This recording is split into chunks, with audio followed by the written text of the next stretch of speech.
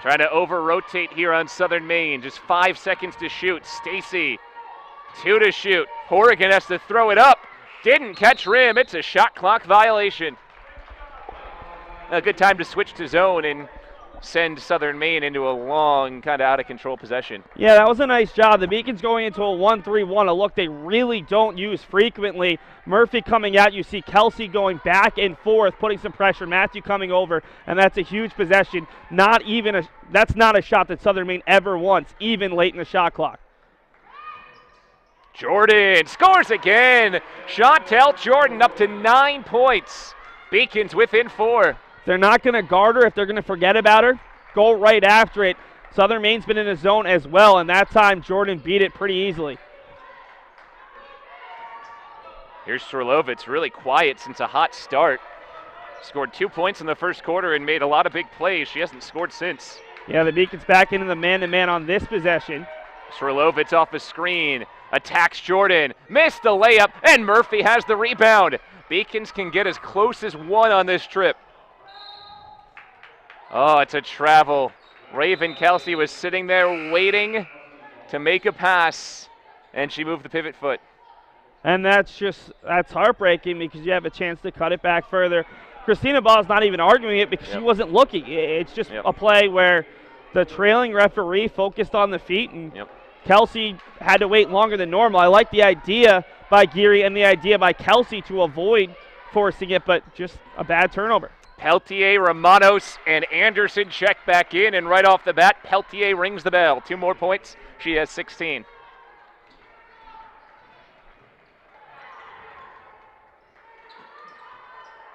(47-41) Beacons trail. Matthew got caught up in trouble. Still hasn't scored today. Takes it back, looking at a 3. Kelsey with 8 to shoot. Attacks the rim. Layup doesn't go, and there's Romanos for the rebound. Big swing in the last couple of possessions. A Beacon turnover, a layup for Southern Maine, and now a defensive stop for the Huskies with the ball up 6 and just 2:44 to go. Yeah, and that one hurts. Not only did Kelsey have Murphy wide open because Romanos came to the ball, but also if the rebound comes to the near side, Murphy's wide open. Here's a 3 ball. Doesn't go for Swerlovitz. Rebound to Jordan. Beacon still have a pulse. That would have been a dagger. Push the pace with Matthew, and she's swallowed up. Peltier with the easy block. And the jump ball keeps it with Southern Maine. Oh, Peltier has been a stalwart on the defensive end. She came into this quarter with 6 block shots. That's her 7th. And that was such a big play because if the Beacons hadn't held on, if Peltier, which she's done several times today, had ripped it away, there were 2 Southern Maine players wide open on the other side of the court just waiting for an outlet pass.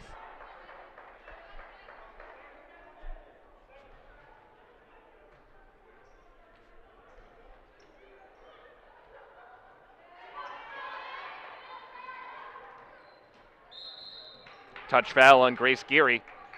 It's her 2nd, only the 2nd on the Beacons, who could use a couple of fouls here to get close to that 5 foul margin in case they need to foul down the stretch. Yeah, I mean, it resets the shot clock to 30, but there had only been a couple ticks left, or a couple ticks gone. It's not a bad foul at all. Pelletier's not used to having the ball that far away from the basket, doesn't want to dribble that frequently, and Geary was a little aggressive. 20 to shoot. Southern Maine up 6. Beacons need a stop here. Peltier hollering for the ball as it's worked around by Romanos. It's thrown away and taken away. A 3-on-1. Murphy ahead of the pack, has her first field goal. 6 points now for Olivia Murphy. Beacons within 4. About 100 seconds to play. Great read there by Murphy, and Romanos, one of the strongest players out there, this time unable to keep the ball. It's not a bad foul on Edwards to slow down Romanos. The Beacons, though, they need a defensive stop here. More than anything else, get a defensive stop here. You don't need a 3 down 4. Just get a basket and force this game into a grinded out game. The longer this game goes, the more confident the Beacons can be that they'll have a chance to tie or take a lead. Timeout, Samantha Allen here. We'll talk things over on the court. Got 96 seconds to play, 47-43 Southern Maine. Again, 67-1 all time. They were 67-0. The Beacons could be on the way to starting a 67-game winning streak of their own against Southern Maine if they can pick up the win today. You look a little incredulous there. I'd be very surprised, and that's not to take anything away from the Beacons. I think that's a safe assumption. We got UMass Boston and Southern Maine men's basketball coming up next. Beacons already out of the locker room, standing around their head coach as they wait, ready to start their warm-ups. UMass Boston will be looking to go to 6-10 on the men's side. Southern Maine is 8-7 and led by an outstanding point guard, Jose now Chanthavong, who averages 17 points a game. Fresh 30, a minute and 36 to go, and if you're Southern Maine, you're drawing something up for Pelletier. You have to find Pelletier here. You have to try to force the issue, and if you're Olivia Murphy, those fouls aren't stacking up for anything more at this point. You have to be more aggressive. Pelletier has dominated this game much more than her offense. It's been her defense that has really set the tone. 7 blocks. She came in behind Murphy by over a block a game, and I don't think Murphy has a swat today. She wasn't credited with one in the first half. I haven't seen one in the second half. Murphy needs a defensive play here to slow down Pelletier, who averages less than 7 more points than she does. There's the block right on cue for Murphy, but it's right back to Southern Maine. Still 25 seconds on the shot clock. 4-point lead. Romanos at Murphy. Foul. Olivia Murphy's fourth. But it's a good foul. She got in there. She thought she had it, and that's just another instance of Southern Maine. The Beacons lose this one by 3 to 5 points. They can look at it and say Southern Maine did a better job of getting to the loose balls, as Romanos doing what Southern Maine does best, hitting free throws. 5 points today for Romanos. Hasn't played a ton because of the foul trouble, but she's done enough when she's been in there to help Southern Maine to a 5-point lead. Huskies would stay in at worst to tie for first place. Well, at best to tie for first place as well if they win today, because either East Con or West Con is guaranteed to be 5-1 as those two teams are currently going head-to-head. But Southern Maine could win a 4th straight game as well. They have finished strong lately. Geary rattles down a layup. Grace Geary with 9 points. Beacons within 4 again. Minute and 5 seconds to go, and you wonder when they start to foul. And you don't have to. Thrown away. Good thing they waited for a bit. 59 seconds to go. Beacon possession. Timeout, UMass Boston. Yeah, and we'll take a look at that last drive if we have it from Grace Geary. As it's a smart move there. It's a veteran move. You're down by 6 with over a minute to go. You don't need the 3. Senses that Southern Maine's playing no threes defense. And on the other side, Southern Maine's been careless with the ball today. They had 19 turnovers through 3 quarters. You don't have to foul. You honestly want them to at least get the ball past half court, see if you can trap, then give the foul. And if you can, try to foul someone who's not quite as good shooting from the free throw line, although for Southern Maine, they're all pretty good shooters. Southern Maine is in 72% free throw shooting team. Their top free throw shooters, Gretchen Anderson, Ella Romanos, and Megan Pelletier. If you're looking for someone to foul, maybe Alexis Srilovitz, 12 for 18, that's 66%. If she's out there, Kayla Stacy has only shot 10 free throws this year, so not a big sample size, 6 of 10. And further down, Miranda Nicely has shot 7 of 14 on the season coming in, but today has hit every free throw she's taken. Yeah, and really, I mean, the top 3 are obviously going to be out there. Srilovitz is out there, and I think the third player is... It is Kayla Stacy who's taking just 10. And of those 3 that I mentioned, Pelletier is the one that you might want to foul, 63% on the season. But first, the Beacons need to score, and they take possession, down 4. A game where the shots just haven't fallen, but they really have scrapped, especially on the defensive end. Murphy tried to draw the foul on Pelletier. Pelletier alters the shot and grabs the rebound, playing with 4 fouls. Boy, Samantha Allen was hollering for a timeout. She finally got it after about 4 seconds.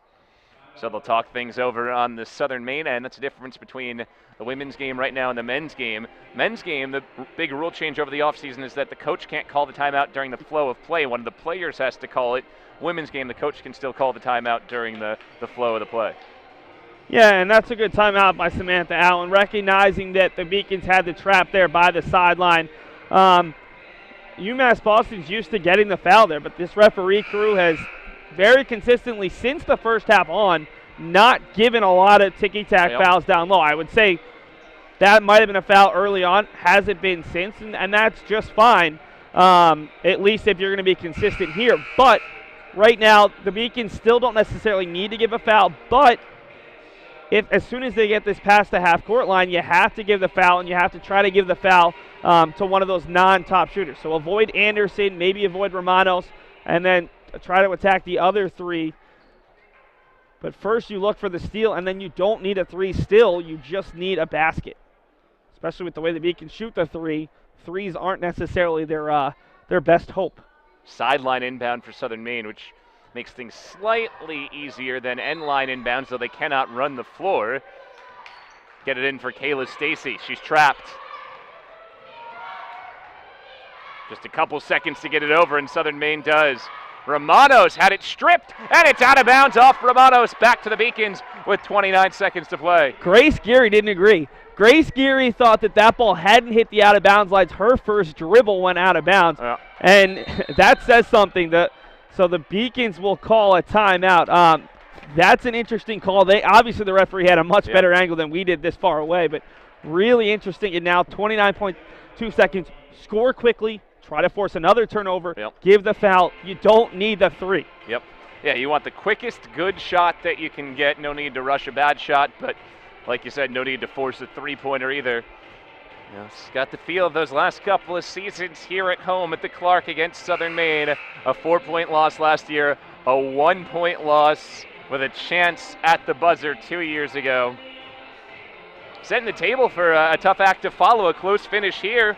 Still have the men's game coming up next. Bill, I said it before this game. It seems like whenever these two teams and these four teams come to the Clark, they're close games. It doesn't matter if one team's dominant and the other one's not.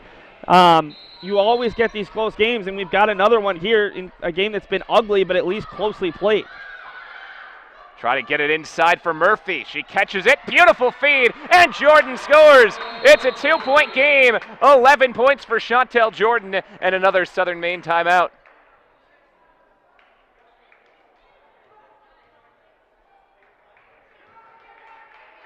It looks like before the timeout,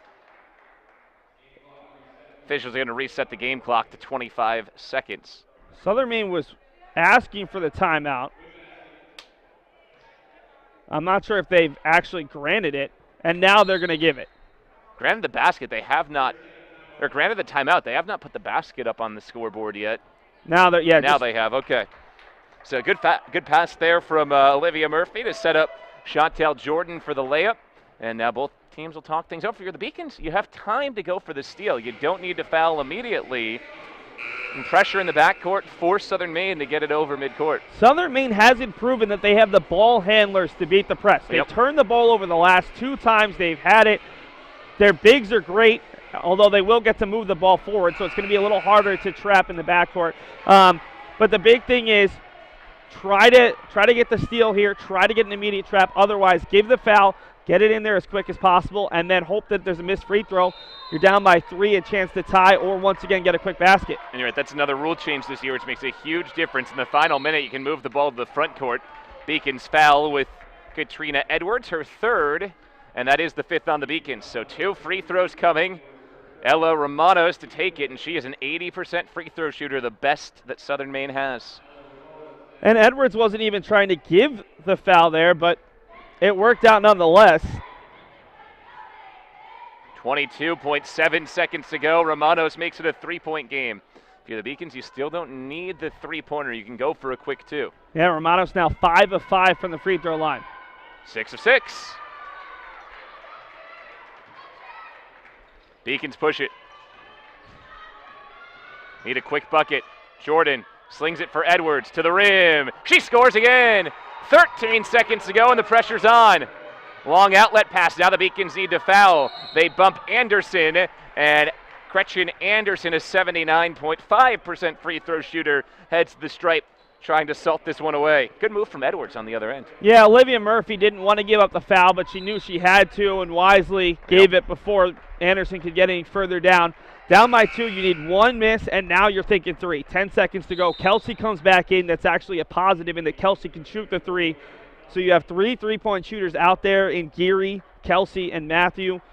Jordan can hit the 3, but not with much consistency, and Edwards is your big rebounder. The first thing is this second rebound, if there is a rebound, has to end up in your hands. Anderson makes the first. And she's got a very interesting stroke there. Certainly adds to maybe some of the intrigue. 10 points for Anderson. Down the stretch, Southern Maine has made the free throws they've had to. Back up 4. Beacon substitute in Tajay Burston. She'll take the place of Katrina Edwards. So Beacons go small here, definitely thinking 3 ball. Yeah, and at this point you need the 3, but it makes it even harder. Southern Maine doing a great job. 4 for 4. They looked for the football pass there, didn't have it. Matthew has to get it into Burston. He's going to use a lot of clock. Beacons down 4. Jordan, the 2. It rattles down with 2 seconds. Ball comes into Stacy. She works it forward, and a foul with 1.5 seconds. Now, Chantel Jordan's been the player to step up today. 13 points for the Beacons. But it all comes down to free throws with 1.5 to play. Megan Peltier, a 62% shooter to the stripe. Yeah, and Southern Maine started the game. They were 4 for 8 in the first half. Here in the second half, after that last made free throw, they're now 13 of 17. So haven't missed in the second half until that. Well, now the question, if you're Southern Maine, are you better off missing this free throw and forcing the Beacons to just heave-ho it from 60 feet, or do you make it and allow the Beacons to maybe set up some type of play? Yeah, I mean, it's so hard to ask a player to try to intentionally miss because they may be airball and then it's a dead ball. Peltier makes it, give her team a 3-point lead. Beacons have 1.5 seconds to go, looking for the tie. Get it in for Kelsey from midcourt. The heave-ho, no! And Southern Maine stays undefeated at the Clark Athletic Center. And that's team effort on the comeback, but just couldn't quite hit enough shots when they needed to. Yeah, another instance of Southern Maine just doing a little bit more.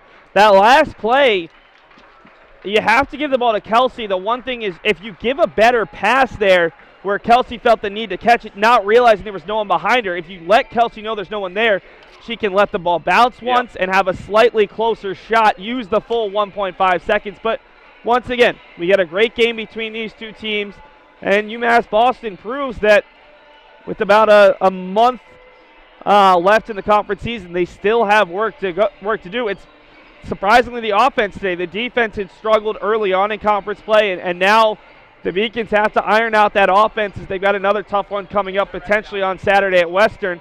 So we'll go right down to Christina Baugh and Steve Witowski in just a second.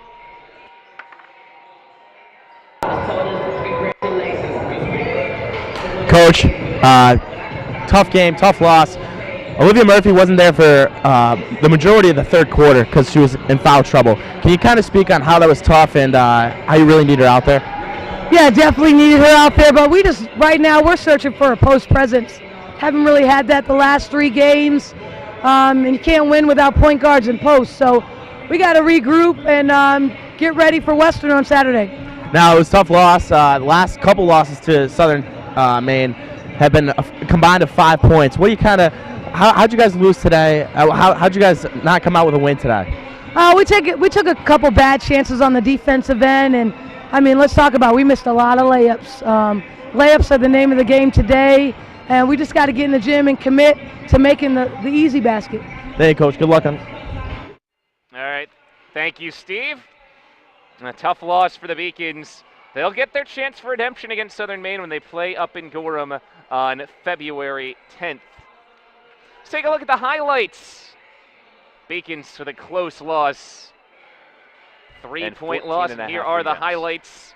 And it's one of those games where third quarter. This was you're not going to have Murphy continuing to force turnovers. Just the offensive end hasn't been there tonight. Jordan through a double team, sticks it in. It's not a shot that Southern Maine ever won, even late in the shot clock. 13 points. You see Jordan go to work again. Scores again. For another 2. Beacons were within 6 before forcing the turnover here. Olivia Murphy made it a 4-point game with the layup. And Seth, they were close, just couldn't get over the hump.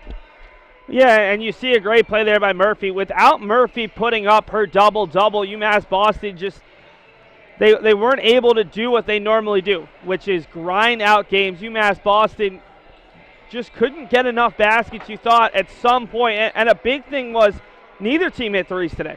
This was a game that was played in the old-fashioned version of basketball.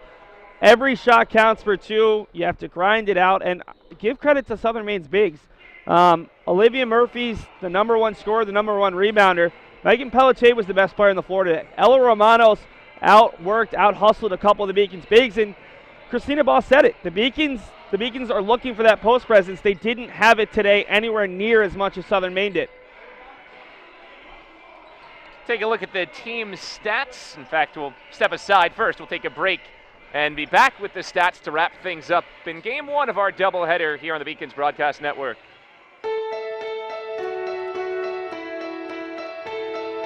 For the love of the game. That's what it's all about, they say. But for those of us who are Division III student athletes, it's more than that, a lot more.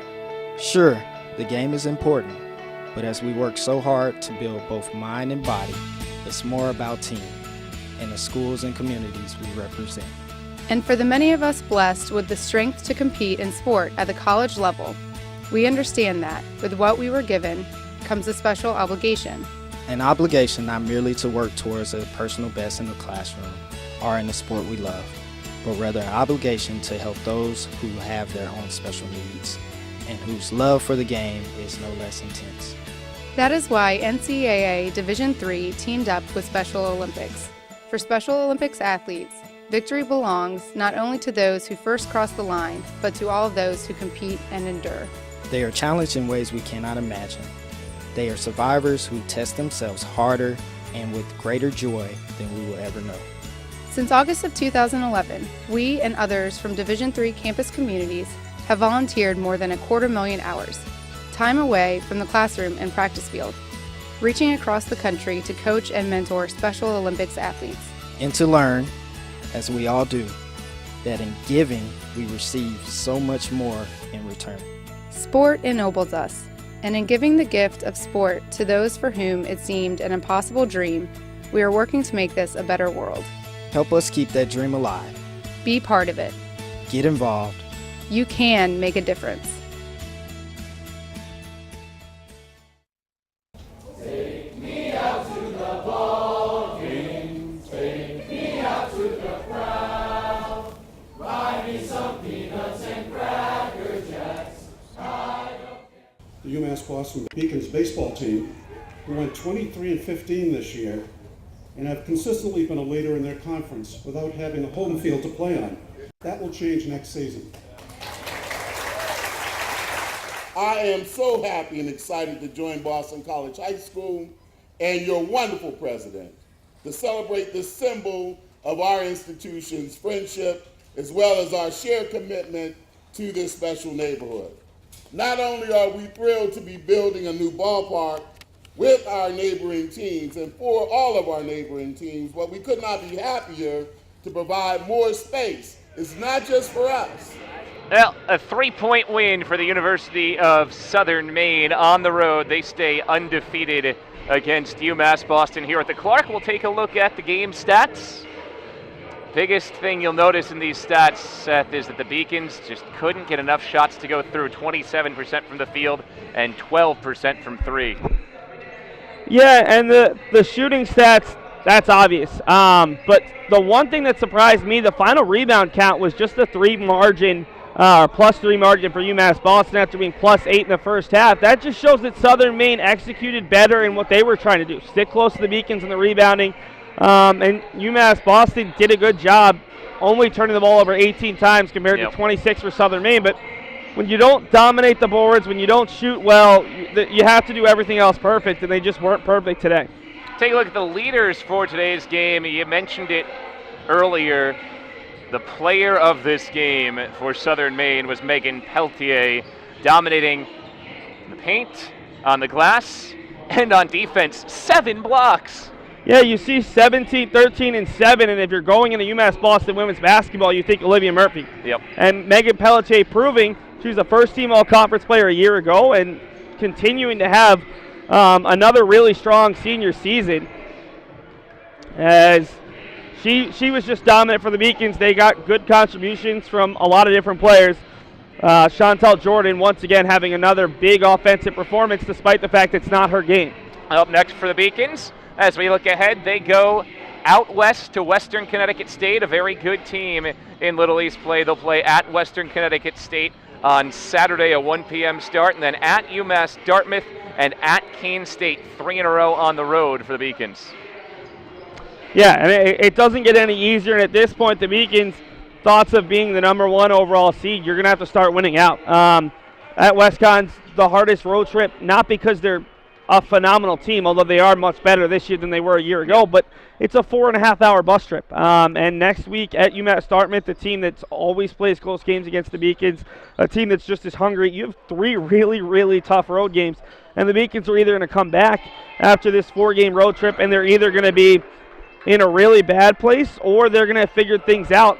Might be too late to go up the standings, but you just have to figure it out before the conference tournament. With everybody getting in, just have to be playing as well as you can heading into the playoffs to give yourself a chance. All right, time to thank the production crew for broadcast number 1 of 2 today. Producer and partner Seth Arensky, Anthony Searless, and Alex Carsuto. On the directing, the instant replay, Rachel Maslock. Self on play-by-play, we had Steve Witkowski down on the sidelines. And 4 great camera operators, Steve Consiglio, Chris Fowler, Sal Froseno, and Emily Glover with a lowercase g. For my partner, Seth Aretsky, this is Bill Spaulding saying so long, as we'll be right on back to the Clark Athletic Center for Game 2 of our doubleheader, UMass Boston and Southern Maine. That's next on the Beacons Broadcast Network.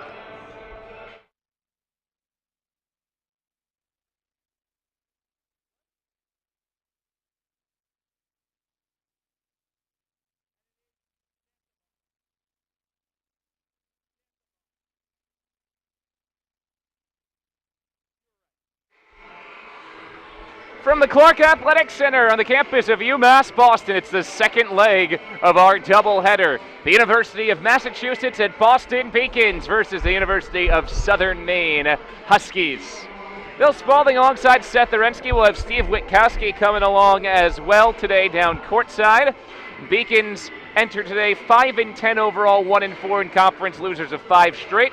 Southern Maine is 8-7 on the season. They're coming in off a 91-90 loss last time out against UMass Dartmouth. Seth, 2 teams that are a bit different in how they're structured. Southern Maine scores a lot, but also gives up a lot of points. Beacons have been searching for consistent scoring. Yeah, and UMass Boston will get 15 points from one player one game and 2 points the next, and it'll be another player stepping up. They haven't had that consistent scoring that they need 4 or 5 deep. Another thing is, you look at this game, it's so important for UMass Boston. 5-5 to start. Their best win of the season coming the last game before break. But teams have had 3 to 4 weeks to scout them, a little bit of additional tape. 5 straight losses, but they play the team they should have the best chance of winning. It's nothing to take nothing away from Southern Maine. These teams were picked 7th and 8th. The team that was picked 6th, Plymouth State, has been on fire this year, currently 12-4. This is a winnable game at home. This is a game that could provide the Beacons a lot of confidence, a lot of momentum. If they lose it, they really could be looking at a winless second half of the season because they just don't have the talent, and now the other teams have the scout. It's a little bit harder for UMass Boston to creep up on some of these teams. Beacons were picked 7th. Southern Maine picked 8th. Coming in, take a look at our player to watch today, Kevin Lewis-Jean. Lewis-Jean in his 2nd season with the Beacons has had to play a much bigger role this year, and he's got career highs in basically every stat. Yeah, and he and Sam Freeman, 2 guys who are more undersized power forwards, have been playing the 5 for UMass Boston a lot this season, with Josh Ruffin still getting accustomed to the collegiate game. But Lewis-Jean's playing really well. 8 points in the last game, 6 rebounds. He's a guy who's a real battler. Might not start for the Beacons every game, but he's going to play consistent minutes. Well, this is the 68th all-time meeting between these 2 teams. Beacons lead the series 44-23. Beacons trail the series, rather. Last year it was a split, both teams winning on the road. Yeah, and another close game. Every time they play here, it's close games. On the road, Southern Maine is liable to blow them out. The Beacons, a 17-point blowout win last year.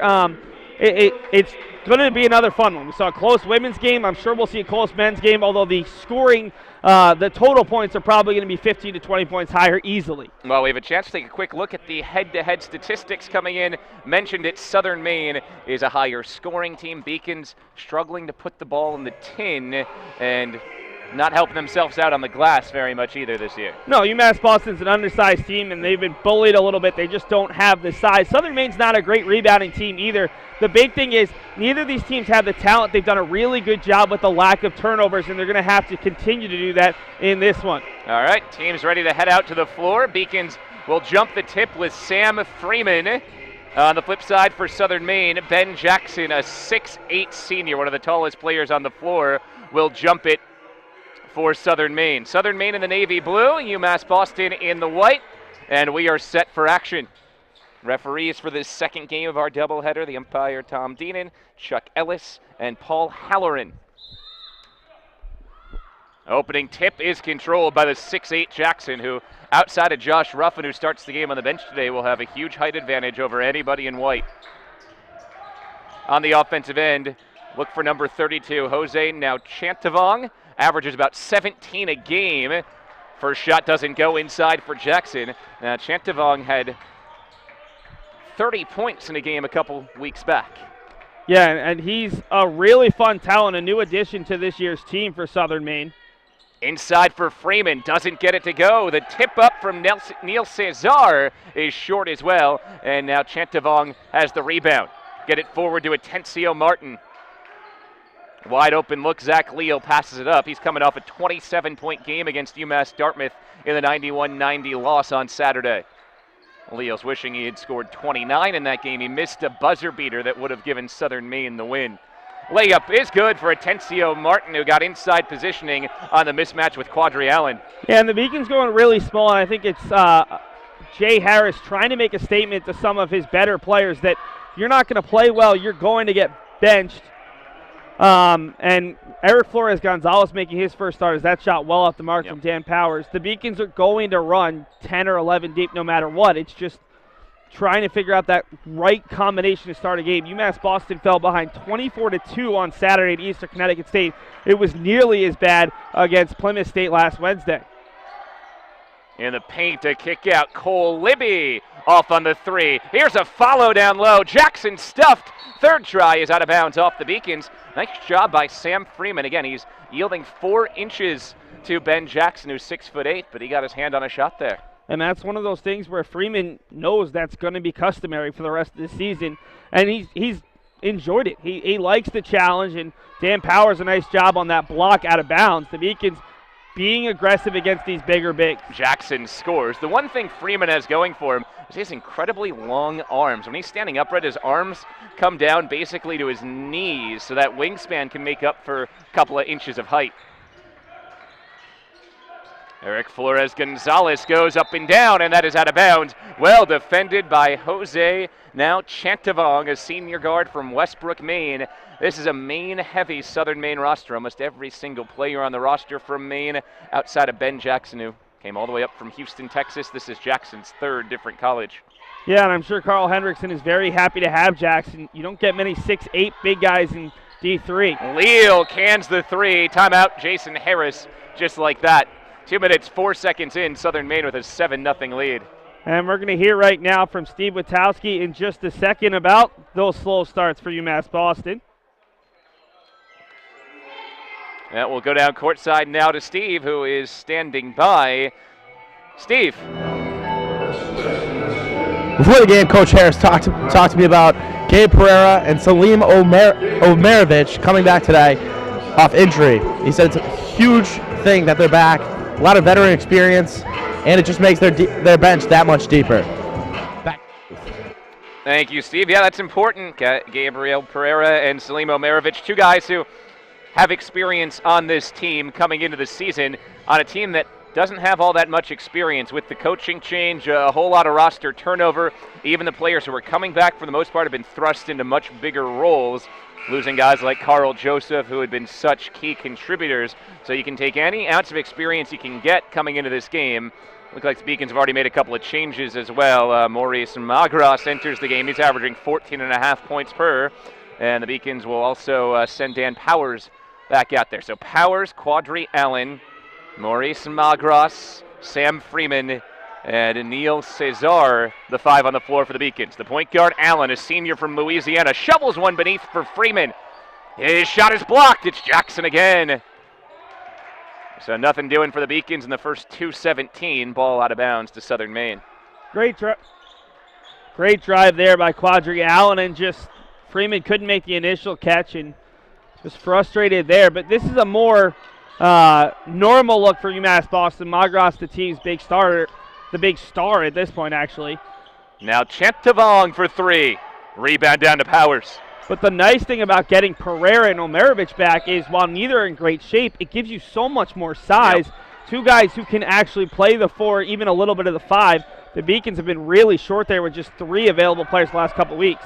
In the paint, Freeman bangs it in around Jackson. Beacons on the board, first 2 for the 6'4 junior from right here in Boston.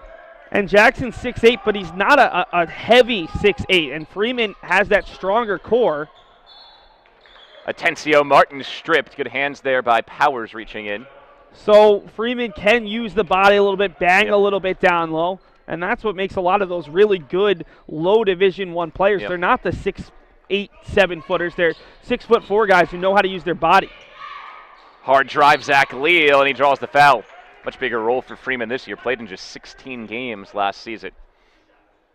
Foul is on Neil Cesar, so he picks up his first 2 free throws coming for Zach Leal, who is second on Southern Maine, averaging 15 points per game. He's a 52% shooter from the floor, but he misses his first free throw.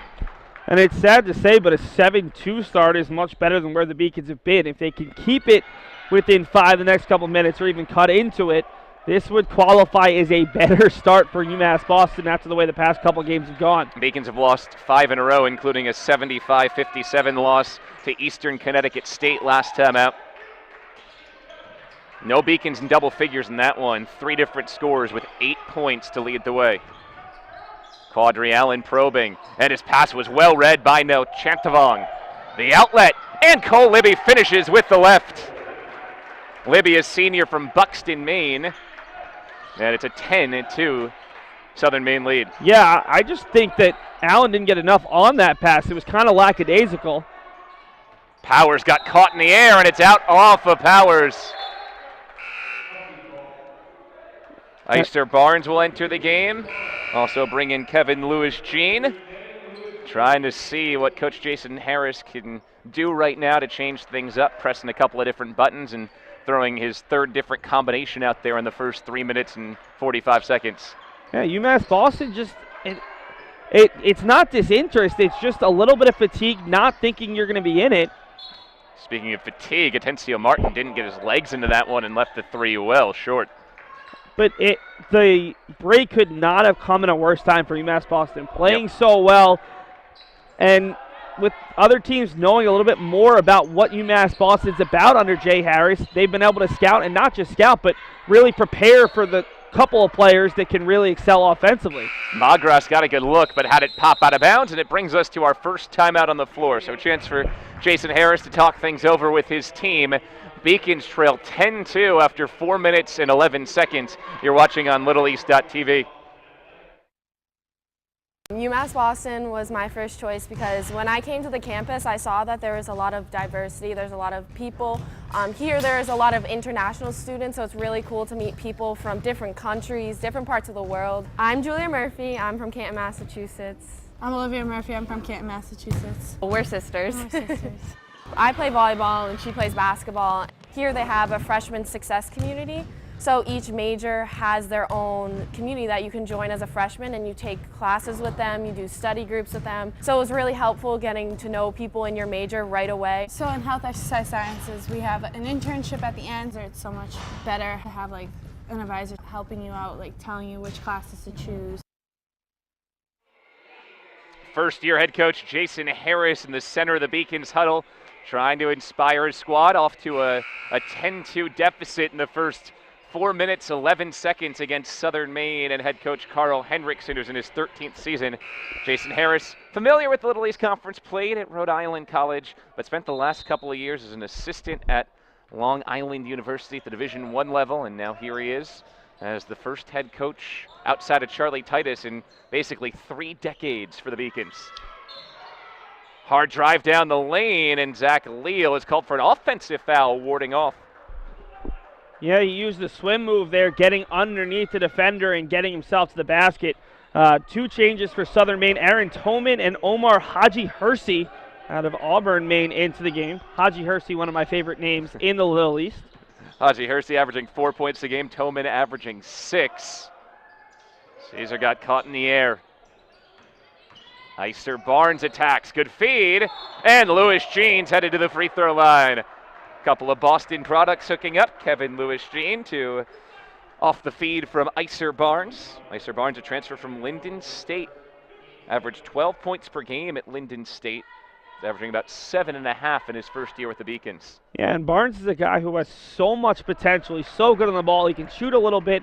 It's just trying to rein him in. And he hasn't played in a couple seasons since transferring from Linden State. So he's been in and out of the lineup because Jay Harris wants to get him to the point where he'll be a great player for 3 years rather than an up and down player for 3 years, and he's willing to sacrifice a game or here or two to try to instill some of those lessons. First 2 go down for Lewis Jean, who was one of those 3 Beacons with 8 points to lead the way in the loss against Eastern Connecticut State last time out. Beacons playing without Michael Campbell again today. That's 14.5 points on the bench with a nagging injury. Spin into the lane for Leal, and it sets up 2 free throws. Aaron Toman headed to the stripe. Toman, a 6'4" senior forward from Gardner, Maine. And Lewis Jean couldn't quite get his hands up straight there, came down a little bit. That's why he gave the foul. And the problem with Campbell is he's just had this nagging ankle injury since about the 4th or 5th game of the season. He'll be there for a game, miss a couple of games. And it's frustrating for UMass Boston because every time they think they're going to get him back, he gets injured once again. They can't count on his offense one way or another. 12-4 lead for Southern Maine after the 2 free throws go down for Toman. Beacons throw it away. Southern Maine going with a smaller lineup. Once they take Jackson out of the game, they have nobody else taller than 6'4" on the roster. Now Chentavong hits the 3. First 3 for leading scorer Jose now Chentavong, transfer from Southern Maine Community College, playing his junior and senior seasons at Southern Maine. Bouncing 3 goes for Barnes, and maybe that's the break the Beacons need to get something going. Yeah, I don't think UMass Boston wants to engage in a 3-point shooting contest, but that's a big one for UMass Boston just to get back within 8. They can't afford to fall behind by double digits. Oh, look at the feed by Chentavong. Toman, the beneficiary. What a pass. This guy is a real talent, and this is only about 6 minutes of game time that I've actually gotten to see him. Magras caught in the air. Powers right to the tin. He missed the layup. Rebound to Leal.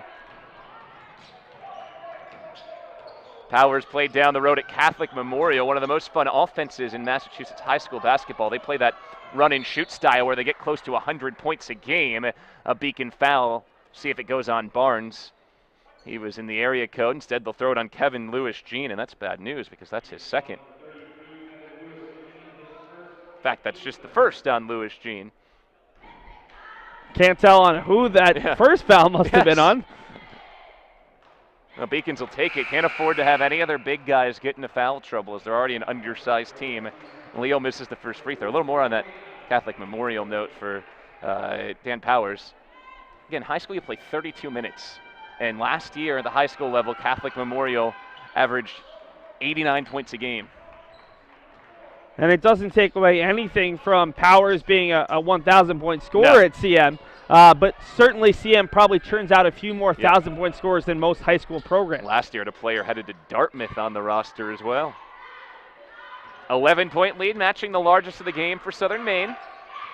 Here's a step down Broadway for Magras, and it doesn't go. Lewis Jean, offensive board. He missed the hook. Powers, the third try. The stick-to-itiveness for the Beacons. Yeah, and UMass Boston undersized. There's 3 guys, 6'4", below with offensive rebounds, but if the shots aren't going to fall, just like the women's team, you have to get on the offensive glass. Now Chet Devon clangs the three and follows his miss. Here he goes to the rim, and he bangs home two more. Yeah, just what you don't want to see. Now Chantavang, who's a guy who can go off for 30, getting some looks, seeing some shots go down, and he's close to doubling up the Beacons right now. Allen overshoots. And here's a foul on the floor. Wonder who that's on. It looked like an even tie-up. Foul was going to go on Southern Maine and Aaron Toman. It's a tough foul. Expected to see a jump ball call there. Yeah, I don't know what more you have to do to get a jump ball. And it's just funny when you watch these double headers, you really notice the discrepancies between one group of referees to another. Now, it's a slightly different game, women's to men's. The rules are slightly different. Yep. But it really is just a matter of opinion in how each refereeing crew communicates and what their philosophy is on refereeing.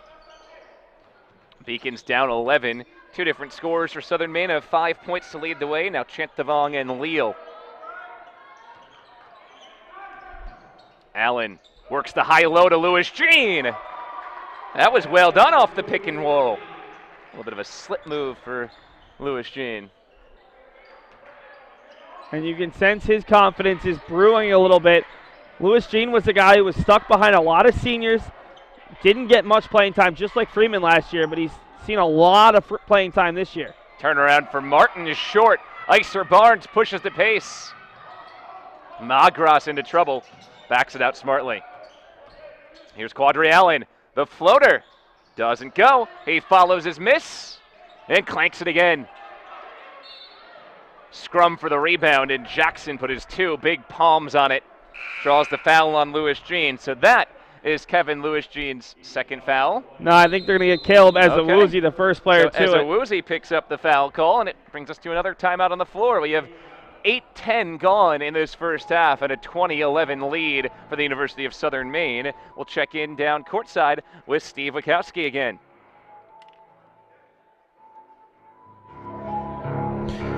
Before the game today, I talked to Coach Harris about the recent games and how they've started the games and how they have had tough starts and minimal offense in those two games. He said they can't let the offense dictate the rest of the game. Tough start today. Back to the booth. All right, thanks, Steve. Yeah, it's been another slow offensive start for the Beacons, but Seth, that's been a theme lately. You know, with Jason Harris, he's an outstanding game coach. He can make the adjustments, but it's hard when you're starting in a 10 to 15 point hole every single game, and that's something the Beacons definitely need to figure out. Yeah, and it was interesting in talking to the Beacons trainer on about Saturday, Mark Weber, going with UMass Boston, all their doubleheaders. The Beacons women's team never went down by more than 14, but they seem to be more out of the game because Eastern Connecticut State wouldn't let them get back in. And the men's team that came from behind by over 20 points to cut it to 8, but then Eastern just more talented, able to pull away. This Beacons team will always have a run in them in the second half. Every single time. It's just a matter of them running so much in practice that they have a little bit more legs. It's just whether or not that they've dug themselves on too large of a hole to get back into it. Libby left it short. Magras out of control, and that's an offensive foul. Maurice Magras picks up his first foul. So Magras, Lewis Jean, Ezewuzie each have fouls. 5 total fouls on the Beacons in just the first 8:24. And that answers the mysterious question of who picked up the foul on that first one we thought went to Lewis Jean. That's Magras' second foul officially. Yeah, and either way, he was coming out. He just looks out of sorts right now. He needs a basket to fall for him. Such a strong offensive player, can hit from very deep, but today hasn't been able to get it going. Tencio Martin in the lane, kicks to the corner. Here's a three, Cam Scott short. Rebound down to Neil Cesar.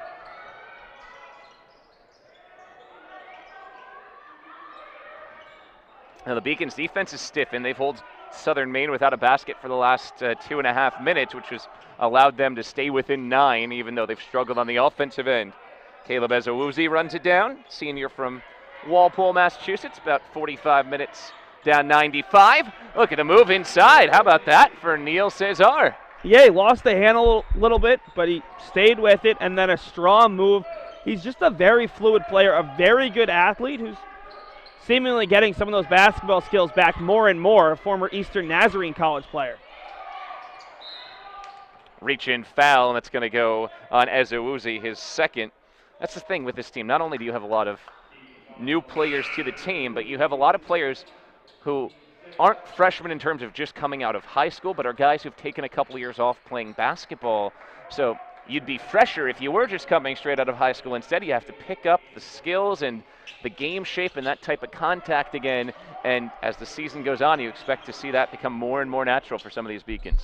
Yeah, and the problem is these other teams have guys who have played in systems for 2, 3, 4 years, and you're now getting accustomed to your system in year one. That's why it's really hard to judge this Beacons team and Jason Harris on this first year.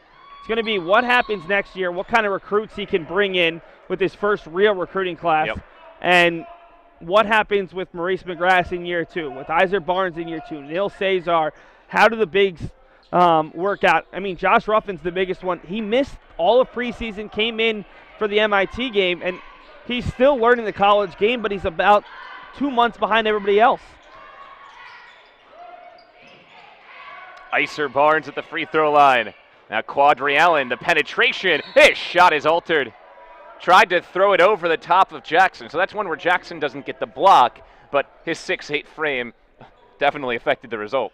Yeah, and the Beacons are definitely trying to get it down low. They're trying to attack the basket, but if it's not there, you have to pass the ball out. And that time, Allen just tried to make something out of nothing.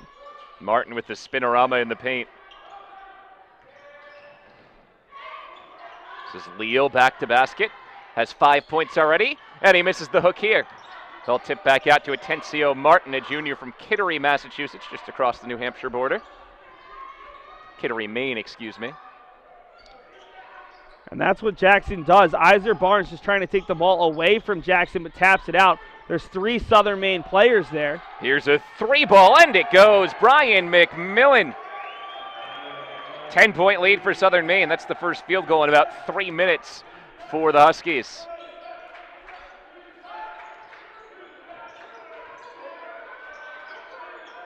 It's the issue for the Beacons. When it takes so much effort to score a bucket, you give up 1 or 2 from distance and got a lot more work to do. Allen had a chance to answer with the 3. Instead, moved the ball to Barnes. Here's his 3. Iser Barnes. Well, Barnes has both of the Beacons' threes. He's looked very confident today. And that's a situation where Allen can hit it, but he hasn't necessarily been hitting shots. Makes the extra pass. Powers finds Barnes and the Beacons. Get back into it a little bit. 6 for Barnes, who leads the Beacons. Cole Libby, short from 3, and Powers skies for a board. Powers, stop and pop. He nails it. 2 in a row. Timeout Southern Maine, as all of a sudden the Beacons are within 4. Well, that's the difference between falling behind 24-2 and by 11 points. Well, you can get back into it with a couple of baskets, and Southern Maine now wary of a Beacons comeback and forces a timeout. Now that timeout brings us to a stoppage on the floor. 7:53 to go in the first half. Beacons back within 4 here on LittleEast.tv.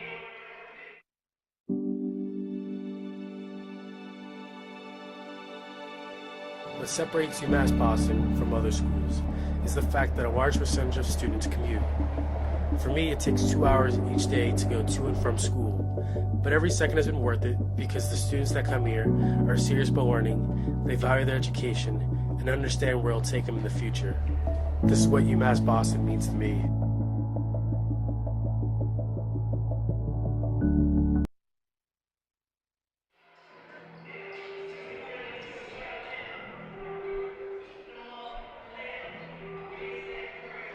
Back here at the Clark Athletic Center alongside Seth Orensky, I'm Bill Spalding. It was a slow start for UMass Boston.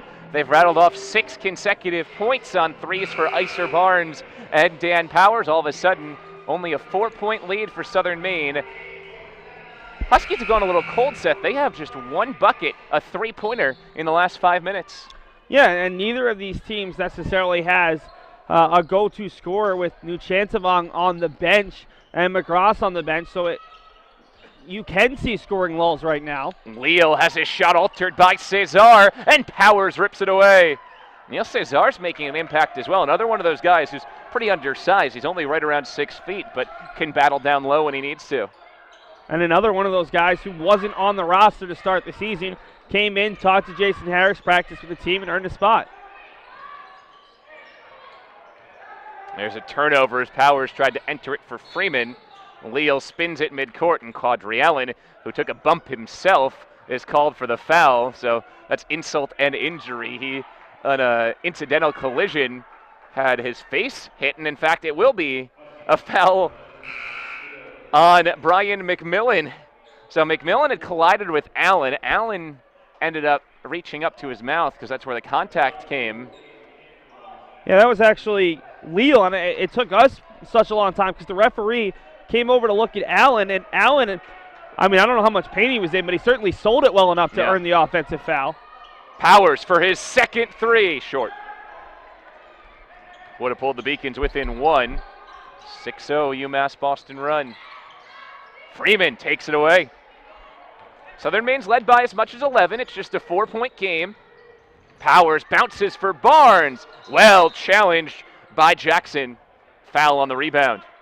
Yeah, I think they're going to get Cesar this time. And the thing that Southern Maine's done really well in this one is anytime the Beacons get a turnover or a long offensive rebound, they're going to look to push. Anytime they have numbers, they're going to look to push. Southern Maine hasn't given them a chance. The Beacons have had to settle for threes in transition rather than easy looks to the basket because we see in the half-court set the Beacons aren't getting easy looks down low because of the size of Southern Maine. And that's a frustration foul there on Cesar. Already Southern Maine shooting the 1-and-1. Ben Jackson to the line, and he's had a huge impact even with just 3 points today. He has altered shots inside. Beacons offense has had to resort to, for the most part, jump shots in transition because in the half court, Jackson has slowed things down. Misses the front end, Beacons get it back. So Cesar out of the game after picking up that foul. It's Freeman, Magras playing with 2 fouls. Icer Barnes, Dan Powers, and Quadri Allen. Allen long 2, yes! He has his first 2. Allen's averaging about 11.5 a game, but has been searching to really get it going lately after a hot start. Spin inside, and that was too easy for Jackson. Sealed off inside positioning on Freeman. Yeah, at some point the Beacons are going to have to go with Ruffin if Coach Harris thinks that Ruffin's good enough to stop the big for Southern Maine, because it's just unfair right now to ask of it of Sam Freeman and Kevin Lewis-Jean, because they're going to get in foul trouble as well. Allen missed the 3. Into the paint, Omar Haji Hershey, a good feed, and the layup doesn't go for Libby. His shot was altered by Freeman, and it sticks with Southern Maine. Couple of substitutions, Kevin Lewis-Jean back in. He's picked up a couple of fouls already today. Eric Flores Gonzalez as well. Allen out and Freeman out for the Beacons.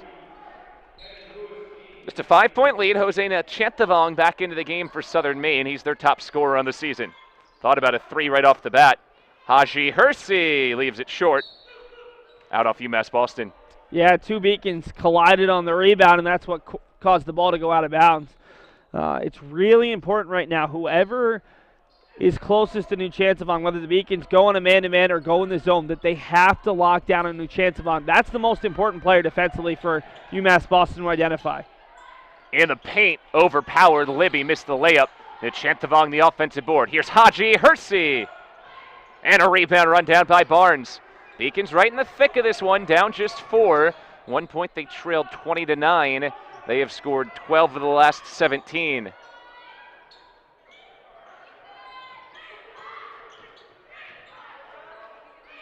Eric Flores Gonzalez draws the foul. Just a touch foul on Omar Haji Hersey, junior forward from Auburn, Maine. Southern Maine doesn't have overpowering height outside of Jackson, but everybody is somewhat tall. Nobody who is one of their regular players is shorter than 6'2". So a lot of 6'2" to 6'4" guys, which means at the guard positions they have big height advantages. Yeah, and that time it hurt Haji Hersey as Flores Gonzalez bounced off of him. There really wasn't much contact. Powers overshot Kevin Lewis-Jean. Another Beacon turnover. Yeah, and that's just mistimed. Lewis-Jean was expecting the ball a little bit faster. He was already down by the time the ball got there, and just another turnover. I mean, you look at it, it's just a little bit sloppy for UMass Boston on the offensive end. The defense is there. This team has played pretty good defense in a lot of their games. Haven't necessarily had the offense to combine with that to put a couple more W's in that win column. Turnaround hook is too strong for Omar Haji. Hersey still looking to get off the schneid and get his first bucket of the game. Pass bounces off Flores Gonzalez, and he traveled. Another sloppy turnover for the Beacons. And that's inexcusable. I mean, the Beacons are just trying to set up, and Flores Gonzalez is looking for where he's going to drive, and he just doesn't make the catch. And I mean, some of these guys, Jason Harris has said, they're not collegiate players. They're guys who are playing intramurals or pickup, but you got to make the catch. That's the first part to start the offense. If you're turning the ball over, you don't give yourself a chance to score points. Atencio Martin clanks a three. Saving grace for the Beacons is that Southern Maine's gone ice cold. He'll wave off the layup after the smart foul by Atencio Martin. Southern Maine has just 5 points in the last 9 minutes. So if not for that, it could be a much different game. I mean, Bill, we talked about it. These teams picked 7th and 8th. We didn't expect a phenomenal show of talent and a great basketball game, but we expected a close game, and that's what we've gotten at least over the past 5 to 6 minutes.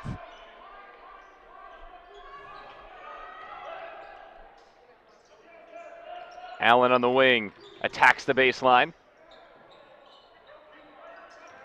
12 to shoot for Quadri Allen.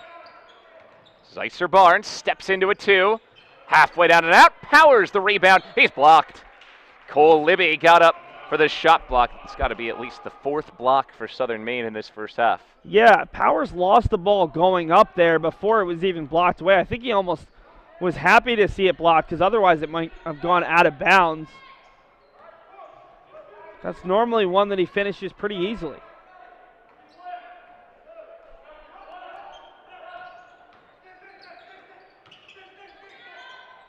Magras, still ice cold. Maurice Magras averages 15 a game, and today, nada through the first 16 and a half minutes. Tough corner 3, Martin, he was underneath the backboard, so really sharp angle. Now Tanthavong, left the layup short. Now Tanthavong on the baseline. Yeah, never reestablished himself. So that turnover on Hosena Tanthavong leads us to a timeout on the floor. Neither team has scored in the last 2.5 minutes. It's 25-21 at Southern Maine.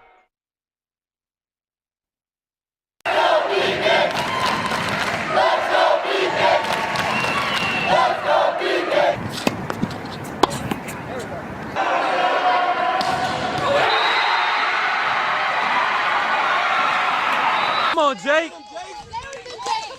As usual, she wins it. A chance in front. Her shot is in the net. Crystal Layden, yet another goal. Please make a gift to the Beacon Athletic Fund today. We want you on our team.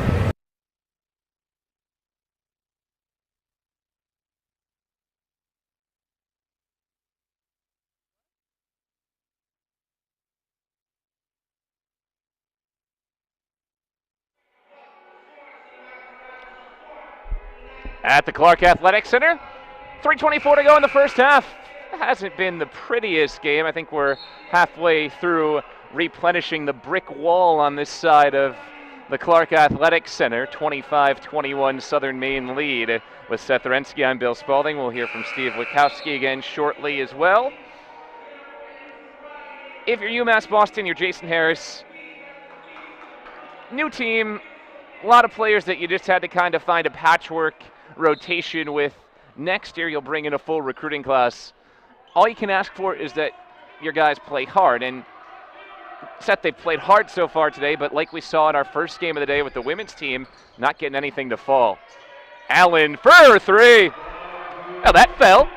Yeah, that was pretty good timing. And a big part of it is confidence. You see McGrath, he just doesn't look confident. Allen hasn't looked that confident. Got one to fall, and now he's hit one of his last 2 shots from distance.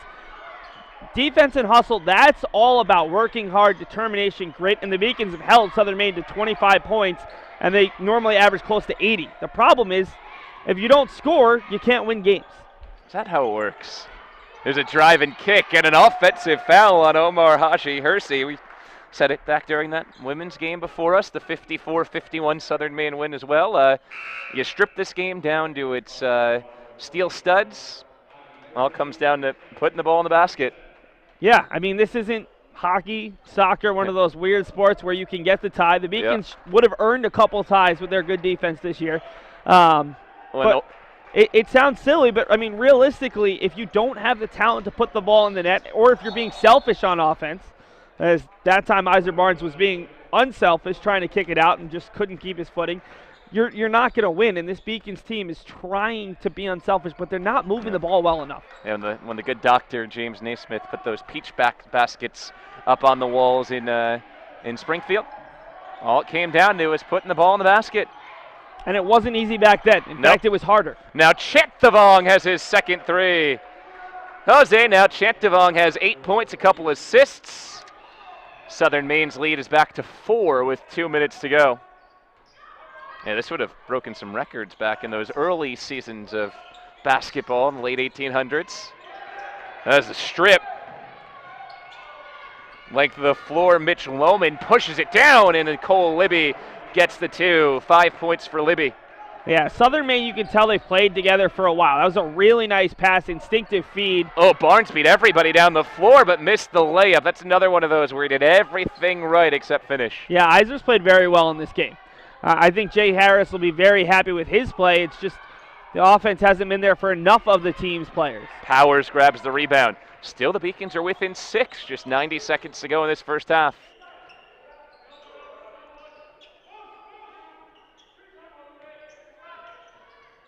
Allen, hard to the rim. Off the window and down. Tough runner for Caudry Allen, senior from White Castle, Louisiana, a long way from home here with UMass Boston. Yeah, he was one of a couple players that came from the South, along with Cody Edmond. Barnes again. Allen, the turnaround. The South rising again here late. Oh, wow. That's a great reference right there. No, he came in with Mike Caceres and Vinny DeLucia, and those guys were all part of the senior class that graduated last year. Caudry just wasn't confident that basketball was right for him in his senior season a year ago.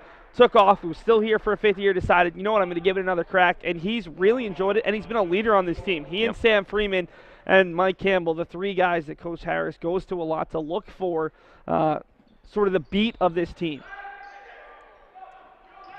Again, massive overhaul in the roster this year. You'd expect something similar next year when Jason Harris gets his first full recruiting class in as well. Now Chetavong makes it look pretty easy. He has 10 first-half points. Someone's got to stop that penetration. You know he's looking to do it. You have to worry about the 3 as well, but you can't have him beat you that easily because the bigs for Southern Maine are going to get really easy looks if UMass Boston's bigs every single time are drawn into no chance of bound. Allen, the penetration, over the top of the 6'8" Jackson. Difficulty level, a 10.0. Yeah, and Caudry Allen has just gone on fire to get the Beacons back in this one. This last possession means so much for both sides, either one possession game or Southern Maine can stretch it out to as many as 5. Final couple of seconds of the half. Now Chetavong has his pass bounce off the hands of Jackson. 0.2 seconds to go, not even time for the Beacons to catch and shoot. Yeah, they're going to change the clock. It continued running a little bit further there. I believe they said 1.9, maybe 0.9, which would make a little bit more sense. 0.7 is how long you have to get a shot off. But either way, the Beacons will have enough time to get a shot, just probably not a good one. See Maurice McGrath saying, hey, just throw it up for me. Let's see if I can get a shot against the big guy. Man, that shot by Caudry Allen puts him up to 11 points today. Again, he's 5'9", and that might be generous. Ben Jackson's every bit of 6'8". Allen, the heat check, and he left it short at the end of the half. But a strong finish for UMass Boston at 1 point down 11. They'll head to halftime down just 2. Yeah, and that's what adjustments can do, a little bit better offense, but also the defense locking down. Part of the slow starts have been the other team has those first couple plays written up, just like a football team. They know what they want to operate early, and they're coming out and they're scoring 5 of their first 6 possessions. here the Beacons get some defense later on in the half and come away with a 2-point deficit. Steve Witkowski is down courtside with Coach Jason Harris, and we'll get Coach Harris's thoughts on that first half. Let's check in now with Steve. Coach, tough start again, like we talked about in the beginning of the game, but you really came back and fired back well. How do you come back in the second half and really dominate the game? Again, I think it's about a full 20 minutes. We still haven't given a full 20 minutes. It took us a couple minutes to get, like you said, get going a little bit. But again, I think we talk about our aggressiveness, we talk about our unselfishness, and without knowing the stats, I think we're actually holding our own on the boards right now, which is big for us and getting stops. We can't give up second chance opportunities. Now, during a couple of the timeouts, we were talking about dictating the pace. Now, can you kind of speak on what the pace is that you're looking for and how you kind of master that in the first half? Again, it's not so much pace as it is disposition. I think we're being aggressive. We're playing fast in transition. We're over-helping. We're just gang mentality. We're swarming. We're all over the place, and that's kind of more what I mean with the pace, as opposed to us pushing the ball but only getting 30 points. Thank you, Coach. Good luck in the second half. Back to the booth. Thanks a lot, Steve. And now we'll check in with the state of the Beacon.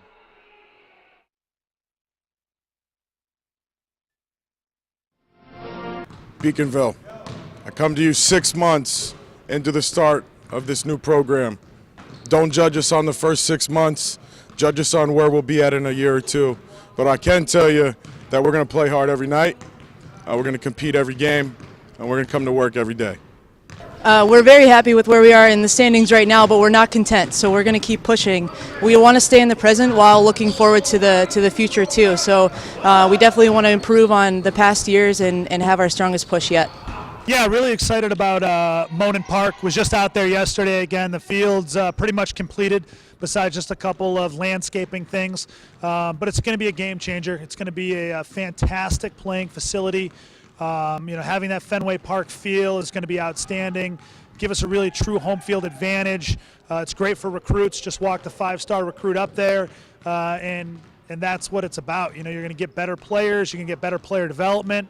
It's just going to give a real sense of Beacon pride to everyone involved. The State of the Union of women's basketball right now is history was made last night in our game versus Plymouth State, where Olivia Murphy had her 1,000th rebound. As a coach in my 10 years, I've never witnessed that, and it was definitely a special thing, and hopefully we can carry it for the second half of our season. Biggest focus in the winter and spring is to continue to get stronger and get some valuable match play in the spring trip, and afterward we have a couple events. I feel like we have a great team, an all-around 1 through 6 team who are all going to contribute, and we want to continue that and basically work towards becoming an elite team in the LEC next fall. So far so good with our team this year. Really happy with our group. We're having a good year. We're nationally ranked, and if you would have told me at the beginning of the year we'd be 12-2-1 at this point in the season, I'd be very happy. Our work's not done yet, and we've got a lot of work to do, and it starts this weekend with another conference weekend.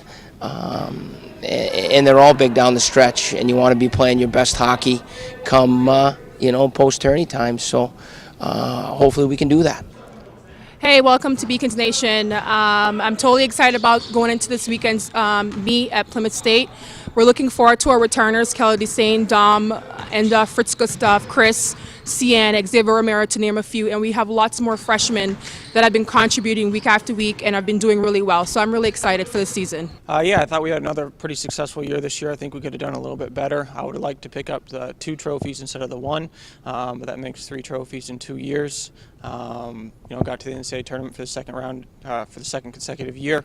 We returned, I think, 9 starters out of the 11 on the field, bring back 20 players total. We've brought in already about 15 players for next year, including 3 goalkeepers, so our recruiting class is done. Good mix of freshmen and transfers. And next year we'll be looking to make it 5 trophies in 3 years to the rest of the conference won. I'm really excited to see what the girls are going to bring on February 1st. They seem like a super dedicated group. They're enthusiastic. They are excited and ready to go. We've been communicating and talking about the level of commitment and dedication that the girls have, and I am fired up to see what February 1st brings. Men's tennis, we have a very young team.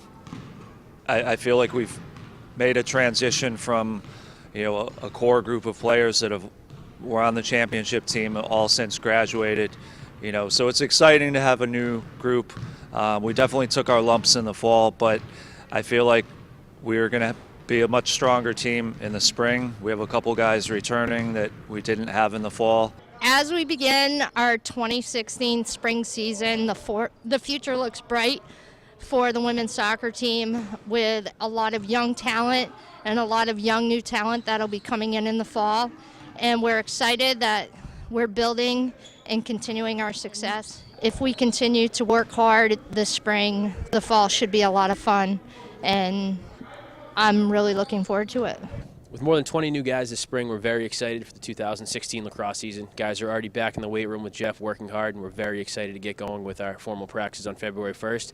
Only about a month after that, we're on the road at Riviera on February 27th, ready to get our first W. Hello, everybody. Welcome to Beacons Nation. Totally excited about this season.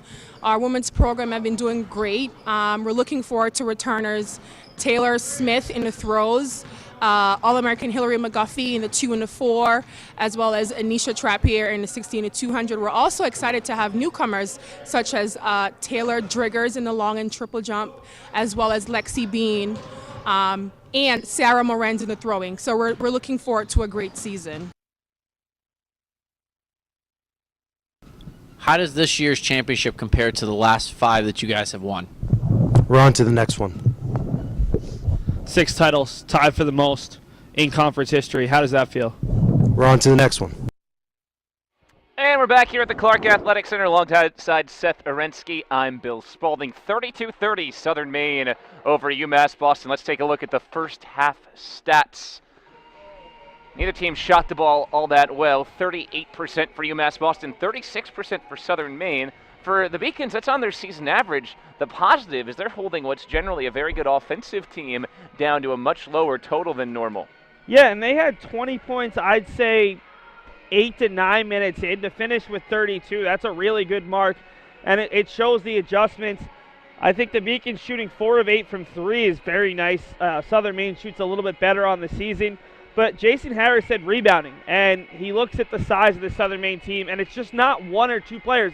You talked about it. Everybody's 6'2" to 6'4". The Beacons have players under 5 feet who play consistently. They're down just 1. They have given up 9 offensive boards, but they have 7 of their own. And the one area where UMass Boston needs to work on a little bit, being outscored 13-7 in points off turnovers, well, that's a place you can be a little bit cleaner. We said keep the turnovers down. The Beacons looking like they're going to go well over their season mark with 10. Southern Maine right about their season mark with 7 in the first half. All right, let's take a look at the first half highlights in a 32-30 Southern Maine lead over UMass Boston.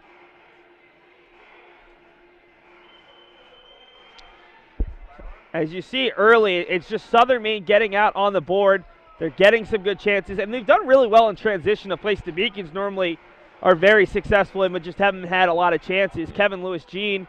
And this was that great possession where the Beacons got 3 offensive looks, and it was Powers finishing. And if you look at the score there, you can see at one point it was 20-9, 18-7. Beacons have really come back strong from there. They started to defend well. Southern Maine was sitting on 18 points at the 14:58 mark. I remember thinking at one point they were on pace for 100 points. Now they're only on pace for 64.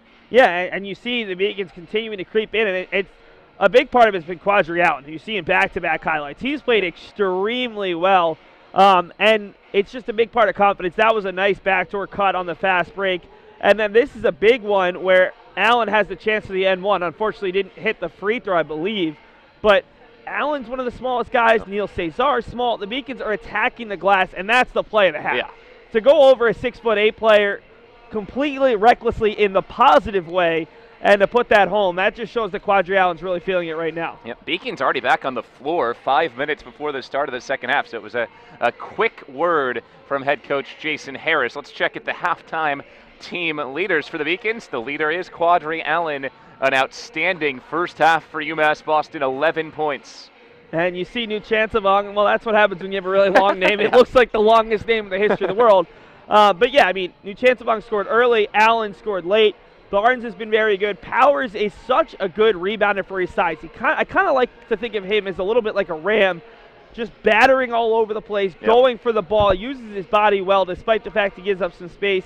And right now, I mean, this game's as even as it can be. Once again, we're not seeing a great played game, but we're seeing another close game, and that's what we expected. Another guy that you were really impressed with in the first half, you see him on there with 6 points, Icer Barnes.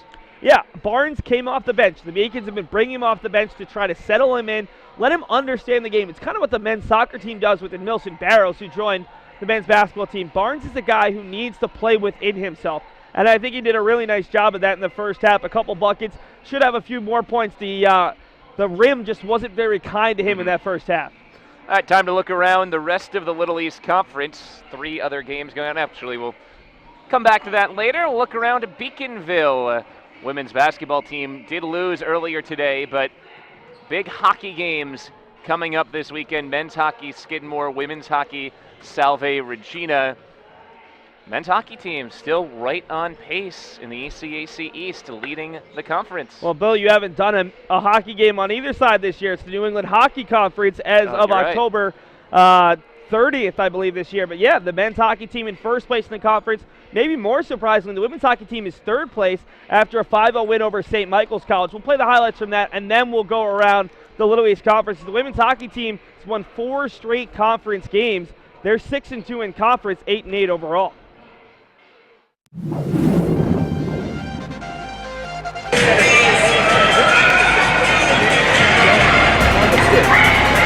Here's Jenner. The red line sets up getting for a breakaway.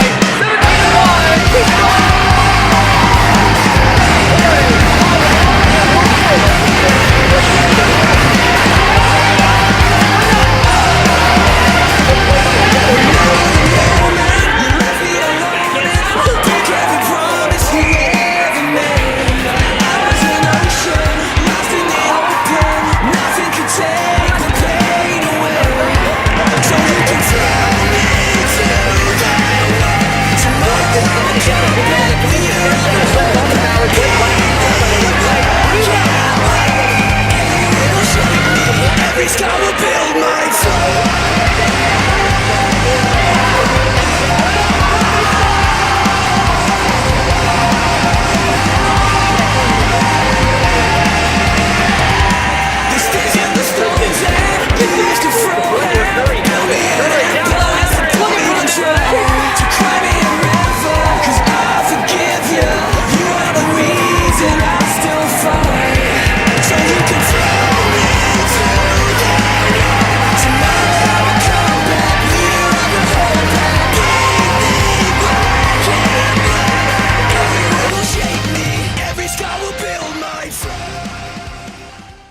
Dominant win for the women's hockey team with those slick new jerseys, really emphasizing the, look good, play good strategy there, and they're off to one of their best starts in recent memory. Now we'll take a look around the Little East Conference. Again, 3 other games going on, all 8 teams in action. UMass Dartmouth close with Rhode Island College down the stretch. Plymouth State and Keene State in a close one at the start of the second half as well, and Western Connecticut State with a 3-point lead over Eastern Connecticut State. So every game is close right now. That Western Connecticut-Eastern Connecticut game is first and second place going head-to-head. EastCon 5-0 in conference play so far. Yeah, I mean, you look up at that scoreboard, every game's a one-possession game. Between 4 games, you're separated by 10 points. Yep. So we'll try to get you those final scores before this one ends. The nice thing is we're behind all those other games except for Plymouth State and Keene State because of the media timeouts, although Rhode Island College has media timeouts in their games as well. So maybe that first game was just such a blowout between the women's teams that it didn't have as many timeouts and late game fouling like we did. Yeah, the fact that there's only 5 minutes left means there must have been maybe the officials didn't show up and they're just throwing it out there, rolling the ball out, calling their own fouls or something like that today, because I don't know how you'd go that quickly. Yeah, I mean, but for UMass Boston, Jason Harris has stressed one of those old basketball adages, especially with media timeouts. Yep. It's 10 4-minute segments. You have to win those 4-minute segments. I don't necessarily think of basketball that exact way, but I do think the Beacons need to win this first 4-minute segment. They worked so hard to get back into this one, cut it to 2, cut it to 1 at one point. Yep. Haven't had a lead in this one. Can't let Southern Maine push this lead back out to 2 or 3 possessions and cruise away for a win. Now Beacons start with a turnover, trailed by as much as 11 in that first half. Did turn it over. In fact, only 5 times. This is their 6th turnover of the game. That's not bad, well below their season average. I think that's the 11th, actually. I think it's 5 assists to 10 turnovers. You're right, 11th turnover. Got him flipped around back there. Corner 3, and that is a dagger start. Turnover on one end, Cole Libby the 3 on the other, and Mr. Libby has 8 points today. Yeah, not the way that Jason Harris, I'm sure, drew that start up, but UMass Boston does want to get McGrath involved. That's why they were looking for him on that first play. Need to get him that first basket. Here's Powers. Corner 3 pops out. Beacon shot 50% from 3 in the first half. Only shoot about 37% on the season.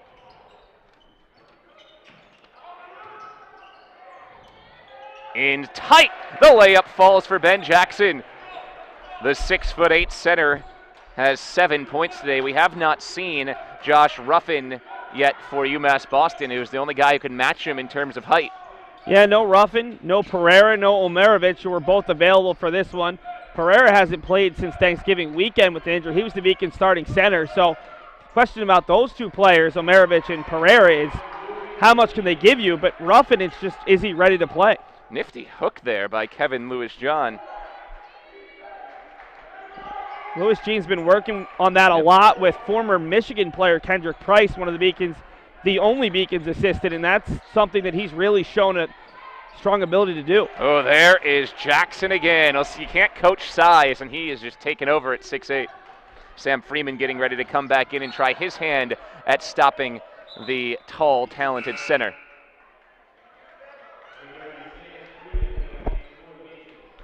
Freeman in, Lewis-Jean will check out.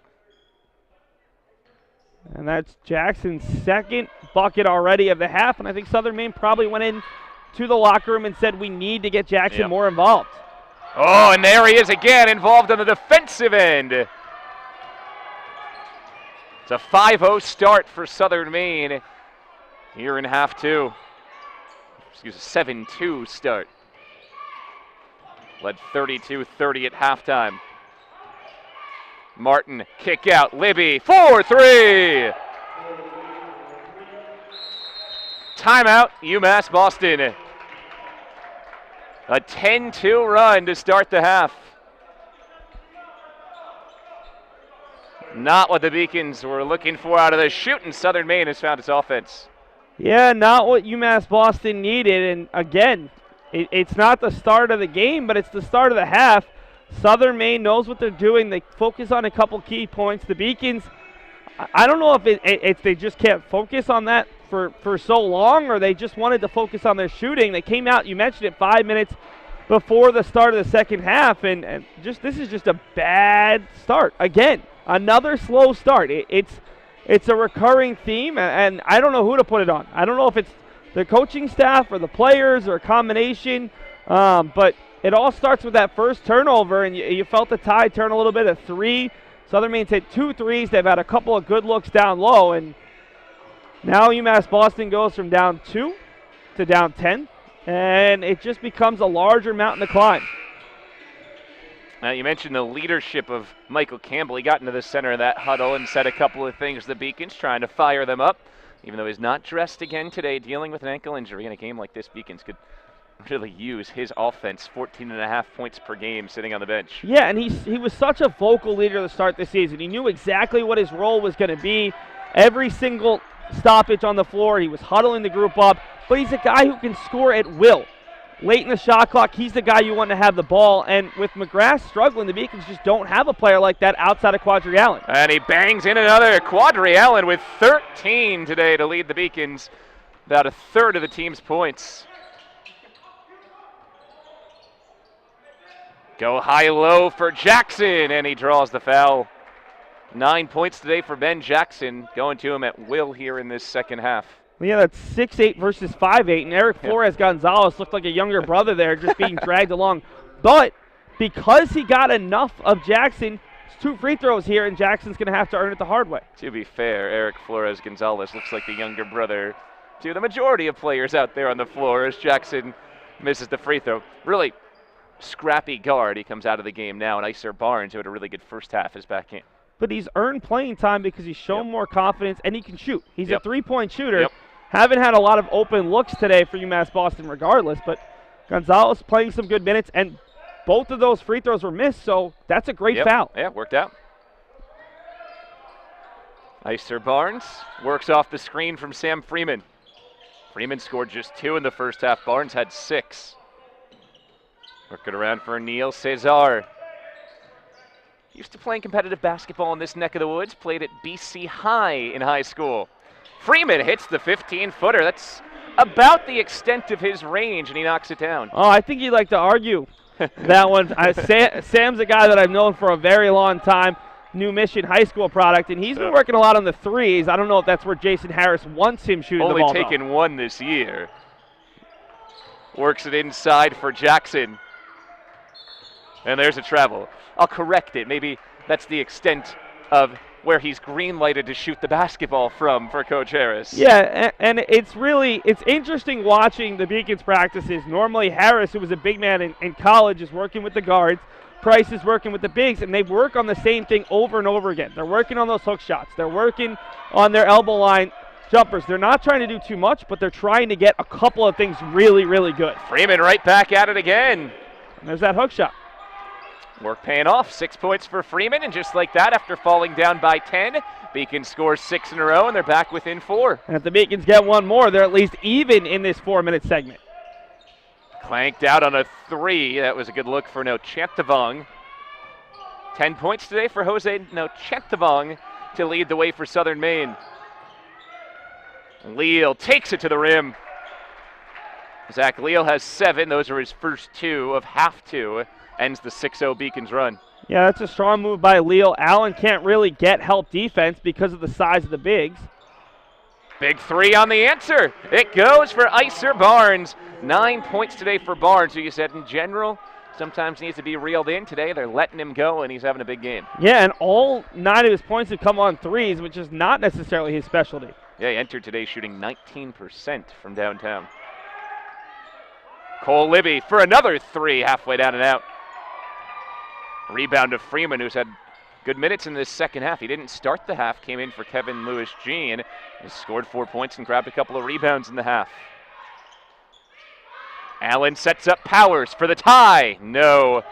Offensive rebound and stick back. Freeman again. Those are the long arms. Jackson thought he had the rebound, started to turn around, and Freeman just came down with the right hand, puts it up, and the Beacons are back to within 1 after going down by 10.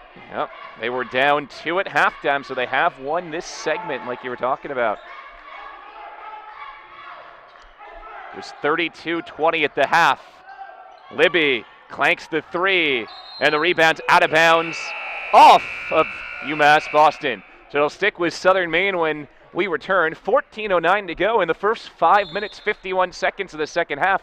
The Beacons outscore Southern Maine 13-12. You're watching on LittleEast.tv. Celebrate the soggy shoes and the slow starts. Celebrate the lessons learned along the way.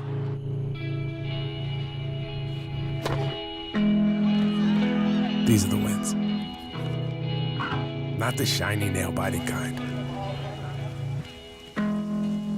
These are the last a lifetime kind. Last media timeout, Coach Harris has preached to his players that they work too hard in practice to come out and slack during the game.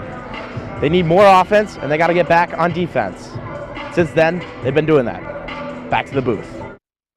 Well, it is a decent motivational strategy. You know, if you're going to run all those suicides, and this is one of the better conditioned Beacons teams, if you're going to run, if you're going to grind it out every single day, then why not make that effort pay off and play just as hard on the hardwood between the lines for a real game? Yeah, and unless the team's really, really deep, I mean 10 to 12 deep, that's a really bad defensive play out of the timeout, but it's a missed shot there for a Southern Maine player. The Beacons should have a little bit more energy because they're used to running more often than most teams, so that's why they're partially able to have so many of these second-half comebacks. It was Atencio Martin who couldn't hit the layup. Beacons can lead for the first time today with a bucket. Freeman for Barnes. UMass Boston on an 11-2 run. It's a 13-2 run. Beacons lead. Dan Powers. That's a great move. Powers knew he had to go the entire way, had a player draped all over him, and Dan Powers just continues to be the glue in this Beacons team. Work it in tight. Toman, the turnaround, left it short. Beautiful fade from Powers, and Barnes misses the layup. Oh, Powers hit him in stride on a 50-foot dime. Martin's pickpocketed, so Barnes makes up for it and draws the foul. First foul on Jose now Chantavong. And only the second foul on Southern Maine in this half. There have not been a whole lot of whistles in half two. No, and I was kind of surprised on that block from Freeman. It looked like he got mostly ball, but a lot of times the littlest bit of contact is going to be called a foul, and that caused that fast break where Barnes didn't finish. But a nice job by Barnes to redeem himself, at least in part. Beacons leading for the first time tonight. They've trailed by as much as 11. It's an offensive foul on Powers, who tried to twist out of the way, but went hard into Toman. Yeah, Powers just a little bit too much of a freight train on that one. Needed to give it up with the player set in front of him, but still another good possession where the Beacons are getting to the rack. With Jackson on the bench right now, UMass Boston isn't giving up as much size as they are with Jackson, where it's almost impossible to get good looks down low. Toman sticks his rump into Freeman, kicks it back out for now Chantavong. Open look, Libby. He's off again. He's missed his last three. Just open the door for the Beacons. Rebound slips out of Freeman's hands. And you're picking your poison there. The Beacons are trying to keep close to no Chantavong, but because of that, you're going to leave some open looks for Zach Leal and Cole Libby, and you just have to hope that those two don't hit too many of them. No Chantavong passes up the three. Atencio Martin drives past Magras. His layup doesn't go. Powers fights for the rebound. Southern Maine going ice cold again. Another stretch where they have just 2 points over a 5-minute period. They had just 5 points over an 11-minute period in the first half. Magras from way downtown. Left it well short. Yeah, he's going to need a closer shot, an easier shot to get him going. Just doesn't have the distance. Still a 13-2 Beacon run. Libby with nobody in the area code. Missed the three. Rebound runs out to Barnes. It's a 3-on-2. Barnes attacks now Chantavong and gets it to go. Icer Barnes to double figures. He has 11. That was a 3-on-1, but Icer Barnes didn't really care. He was taking it the whole way. No Chantavong misses the three. Southern Maine can't buy a bucket. UMass Boston's on a 15-2 run, spanning the middle section of this first 10 minutes of half two. Wide open look. Does not go for Barnes, who'd hit 3 threes today. Ball is out off of Powers. It's a good hustle play, and it brings us to a timeout on the floor. Well, Beacons are rolling a 15-2 run. Their largest lead of the game at 3. You're watching on LittleEast.tv.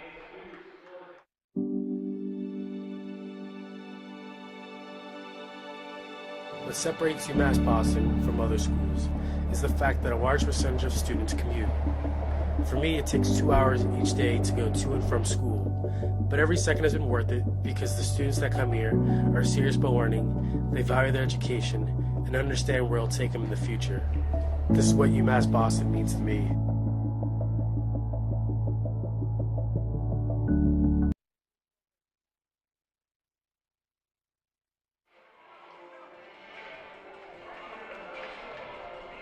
Back at the Clark Athletic Center alongside Seth Orensky with Steve Wachowski courtside and the cavalcade of Beacon's athletic production crew members working here at the Clark Athletic Center. Bill Spalding, glad to be with you. Now, it was not a very good start to the half for UMass Boston. In fact, it was a pretty ominous start. They gave up 10 of the first 12 points, fell behind by 10. But since then, they're on a 15-2 run. They have their first lead of the game, and it's now a 3-point lead. Yeah, and it's hard to tell how much of it is the Beacons' defense and how much of it is just Southern Maine not hitting shots. Southern Maine's had their looks, and we've seen a couple wide-open threes just rim in and out.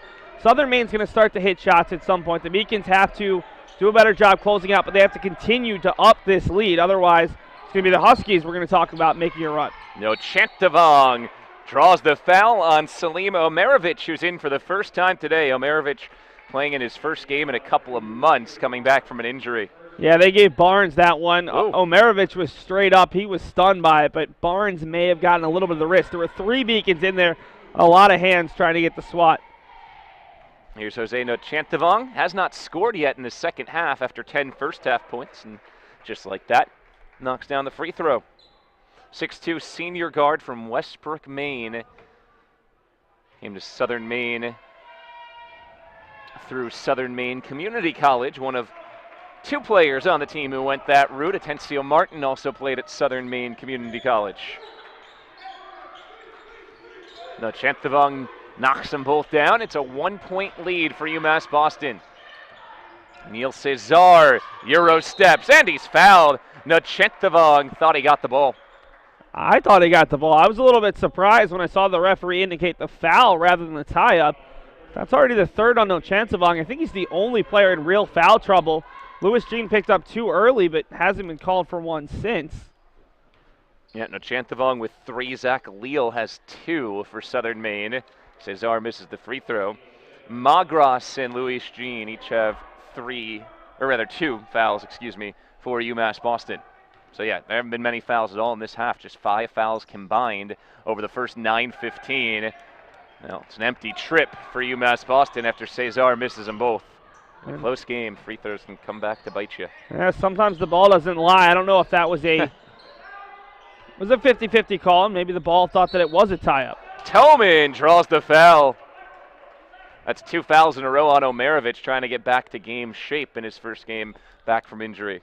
Yeah, remember the first one they called on Barnes, so that's just the first on Omerovich, yes. but guarding the player, and the Beacons trying to give him a little bit of help. It's interesting that they chose Omerovich over Pereira coming off the bench. Pereira hasn't played in a lot longer, but he knows the systems better since he was with the team all throughout preseason. It's always interesting to see coaches' ideas about rotations, when to bring him in. Also to bring him in over Lewis Jean or Freeman after the Beacons had so much success with that group to close out the first half and start the second. 4 in a row for Southern Maine, so 48-47 USM, and an offensive foul on Omerovich. So he picks up another one, and he promptly leaves the game.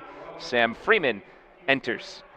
Yeah, and Jason Harris is going to fight the refs here, not literally, but well, that would be something. He's going to argue there trying to back his player, and Omerovich really didn't have much contact on the moving screen. It wasn't a push or a shove. He just backed his butt into a player, but because it was part of a screening action, the referees called it.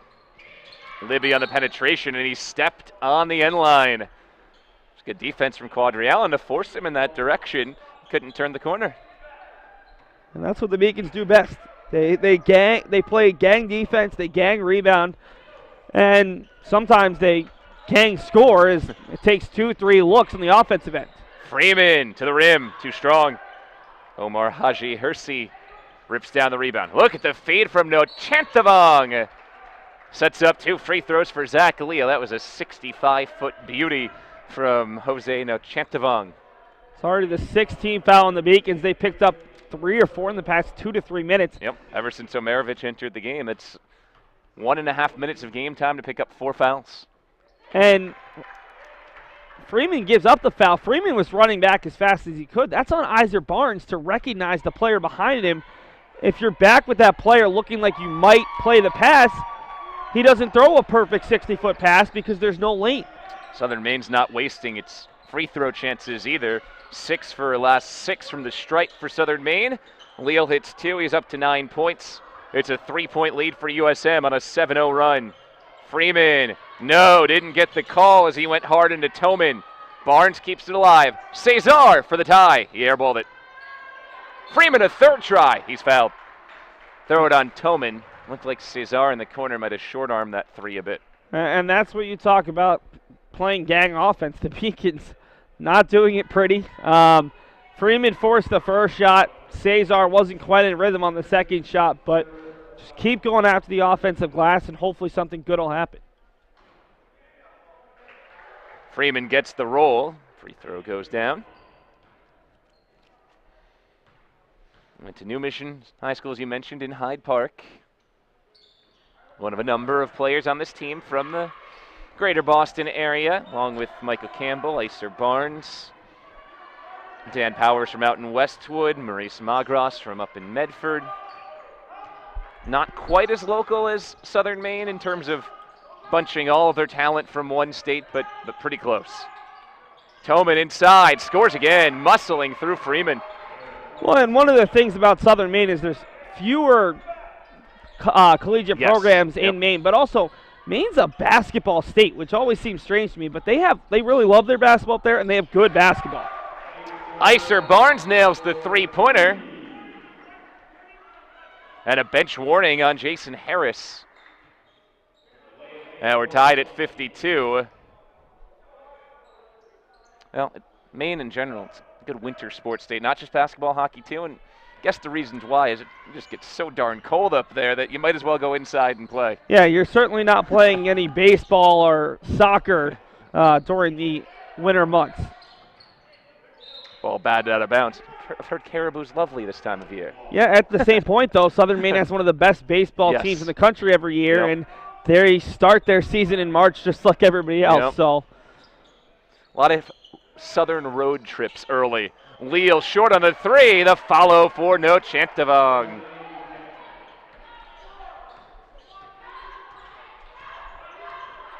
USM right back on top, seesawing a bit here in this second half.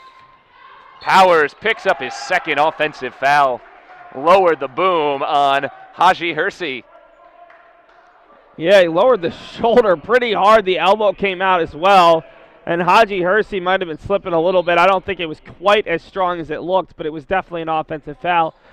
This game just, with neither team necessarily executing on offense the way they'd like, could be another game that goes down to those final possession or two. Hard drive, Leal. Hit it off the heel, and the follow for Libby, flying in. Cole Libby's having a half, up to 13 points. He has scored 8 points in the second half.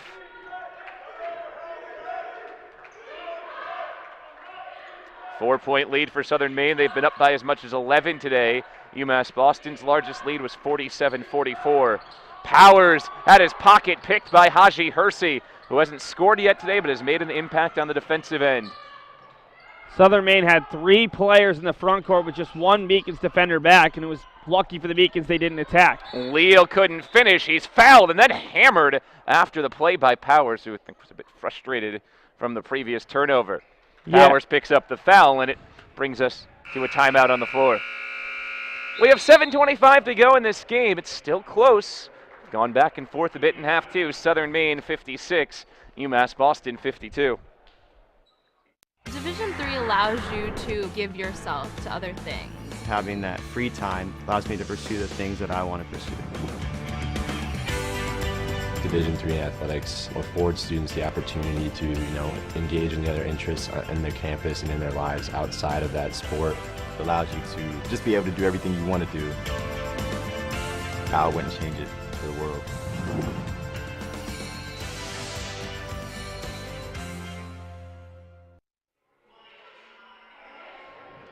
Inside the huddle again, Jason Harris, first-year head coach, trying to help guide the Beacons to their first win in the calendar year of 2016. Beacons are 5-10, but they have lost 5 consecutive games.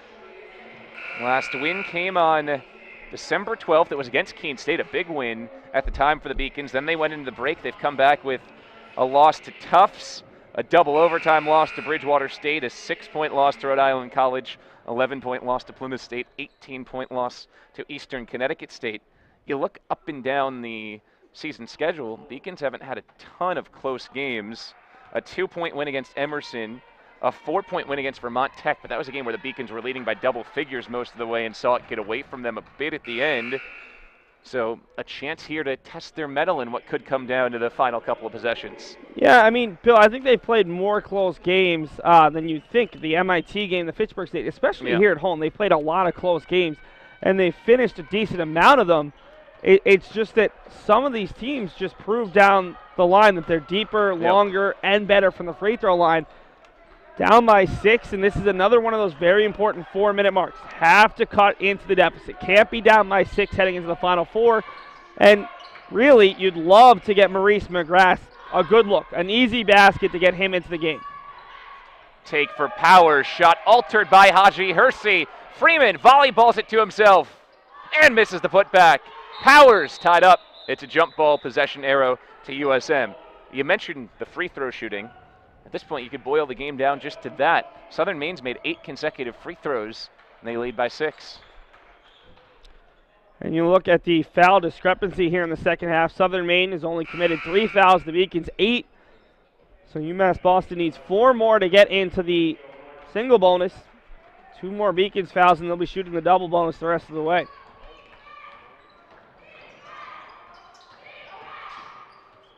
Jose Nachentavong has his pass altered by Barnes. Skips around for Libby, who's really hot this half. In the corner, Martin, big 3. Back to a 9-point lead. And that's when you know that Atencio Martin's going to knock down. There was no one close to him. Freeman tried to get out there, didn't even get the hand up in time because he was running from right underneath the basket. If you're going to fight for those loose balls, you got to get your hands on them. Otherwise, your defense is all out of sorts, and it's going to lead to really easy looks.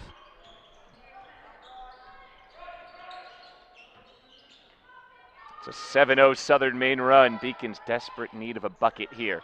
Freeman puts his back into Toman and powers in.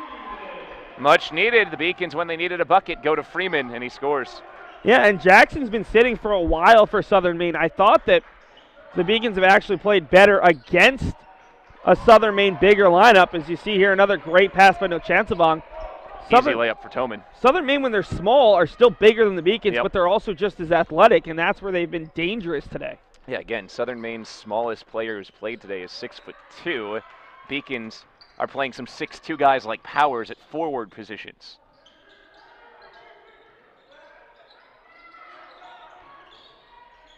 Barnes long 2. That was challenged. Really well covered by Zach Leal. Leal takes the outlet, throws it up, and Martin stuffed by the rim. Would have been a highlight reel play and put a dagger on the end of this run. Allen needs the jumper, doesn't get it. Freeman follows again. Now Sam Freeman's having a big day. Up to 14 points. Yeah, and Freeman just bailed out Allen. That's back-to-back bad shots by Barnes and Allen early in the shot clock. Contested jumpers, not within the flow of the offense. And Barnes had on top of it a bad look, and then he got beat back. The Beacons were fortunate the outlet pass was just a little bit too far. Leal thought he was fouled as he spun in. Here's Magras. Still hasn't scored today. Averages almost 15 per game. Beacons found a way to stay in this game without any points from Magras and with other leading scorer Michael Campbell injured again. Magras is bumped. Just the 4th foul this half on Southern Maine, the first on Cole Libby. So Beacon's still a long way from the bonus here with just 4:31 to go. Yeah, and you see Libby stepping out. Southern Maine's fully cognizant of just how deep Maurice McGrath's range is. It's just he hasn't been able to hit even the shots a little bit closer. Freeman, another offensive board, missed the follow, goes for it again, it's ripped away. Zach Leal, physical man's rebound down low. Yeah, ripped it right out of the hands of Freeman. It was a little bit off balance there, and that partially led to him slipping to the ground, not having a chance of holding on. Atencio Martin bounces for Toman, and Freeman's there again. having the best second half of anybody wearing white today. Yeah, he's having one of his best games of the season. He had one game in the first half where he had a double-double. That's probably the only game this year he's had a better game than this one.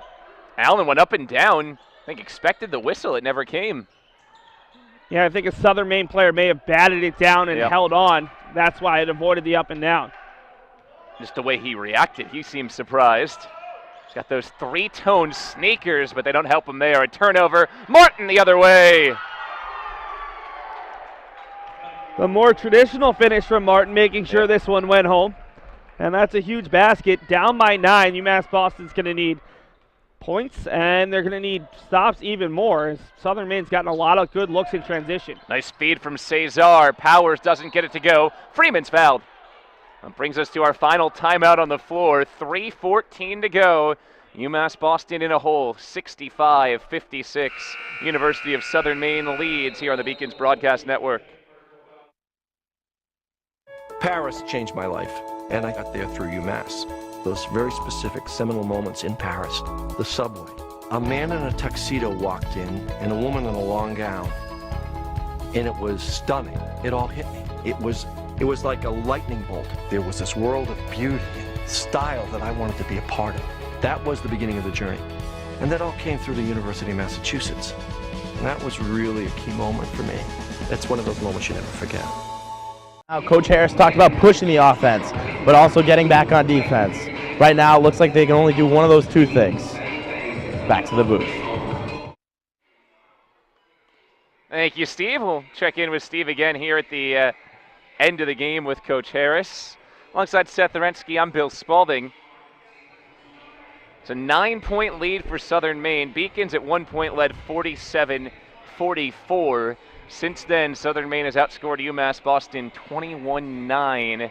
Beacons didn't start well, and right now they're not finishing well. The in-between was pretty nice. Yeah, and this is a game where the Beacons didn't start the first half well or the second half well. And Coach Harris is stressing 40 minutes. Most coaches stress 40, 48, 60, 90. I've never met a coach who says, let's play a good 38 minutes today, you know? But at the same point, I think you can make a real case that the Beacons have played 20 minutes well, and they've played 20 minutes pretty poorly. Yep. And that's the problem. I mean, if you're going to play 20 minutes really well and not play really well the last 20, you better play at least average, and the Beacons haven't there. They've forced shots, and they've had some really bad turnovers that'll have to easy points the other way. 2 made free throws for Sam Freeman, continuing his really strong day. Pulls UMass Boston within 7.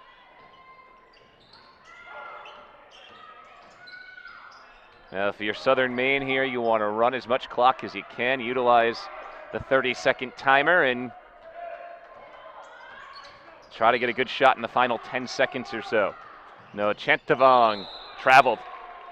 Well, you didn't even need to be watching. If you were just listening, you heard the sound of those sliding feet, and you could tell what was coming. Isaac Barnes has done a really nice job on No Chantavong today. He's been the lockdown defender. That's normally Allen's role, but Barnes is playing really well, probably the second best effort by a Beacon today behind Freeman, who's been phenomenal. Barnes has 14 points to go along with the tough defense on Nochantavong. Same score as Nochantavong has today, and that's a matchup the Beacons would be happy to tie. Powers right to the rim. Ken Powers playing well today as well. He's up to 9 points. And you got the first stop, you got the first basket. One more of each, and then Southern Maine can't really focus on killing the clock, and you're back into a flow you like better. Martin kick into the corner, and Haji Hersey passes it up. Southern Maine will bring the clock to less than 2 minutes to play. These teams split last year. Southern Maine winning here at the Clark, and the Beacons winning on the road in Gorham. No, Chantavong draws the foul. It's going to be on the floor, so it's the last one and one. Yep. But that time, Allen got caught in the switch, and Allen was right with him, just a little bit too much contact. So not a terrible foul, but this means Southern Maine's going to shoot the double bonus from here on out. So the Beacons really have to be judicious when they're fouling. If you're going to foul, foul early in the shot clock rather than late, and try to get those steals. No, Chantavong is an 80% free throw shooter, and he's all cotton on the first. Yeah, it's not a big surprise that a big-time scorer, a guy who's had a nice game today, is going to pretty comfortably hit that. He's also a senior, maybe his first year at Southern Maine, but he's a very confident player. 15 points today for Nocentavong, who goes 1 of 2. He's made 15 look very easy, too. It has not been allowed 15, but he's shown up when he needed to. 6-point lead for Southern Maine. Beacons have 100 seconds to work with. Powers had a clear path to the lane and tried to pass it. Accelerates. Allen for a big 3. Yes! Beacons within 3. Take your choice. Allen and Barnes standing next to each other, and now Cesar comes up with the steal. UMass Boston can tie with a 3. Freeman alone on the block. He's fouled, and he's got it. A chance to tie at the line. And I was about to say no need for the 3, but they'll go the old-fashioned way. What a great pass there by Barnes. And Freeman's so confident right now in his offensive game. The hesitation gets the guy up and gets the basket to fall. Right now, we've got ourselves a new ball game. It's a 9-1 Beacon run. Timeout Southern Maine. Beacons can tie the game with Freeman at the free throw line, working on an 18-point game. The University of Massachusetts Boston, with its scenic oceanfront campus, easily accessible to downtown Boston, is recognized as a model of excellence for urban public universities. 16 NCAA Division III sports are part of the more than 100 student organizations that create an engaging campus life in America's biggest and best college town. UMass Boston, Boston's urban public research university for the 21st century. We're back at the Clark Athletic Center alongside Seth Aretsky. I'm Bill Spalding. Beacons within 1. Sam Freeman going to the free throw line with a chance to tie the game. Just a minute and 40 seconds ago, UMass Boston trailed by 9. They will be tied if Freeman hits the free throw. It's been really one of his best performances of not only his junior season, but of his career. Freeman at the stripe has 18 points. So 18 for Freeman, looking for one more. And he's got it. 19 points for Sam Freeman. We are all square at 66. It's taken the Beacons just a minute and 40 seconds to erase a 9-point deficit. 10-1 UMass Boston run.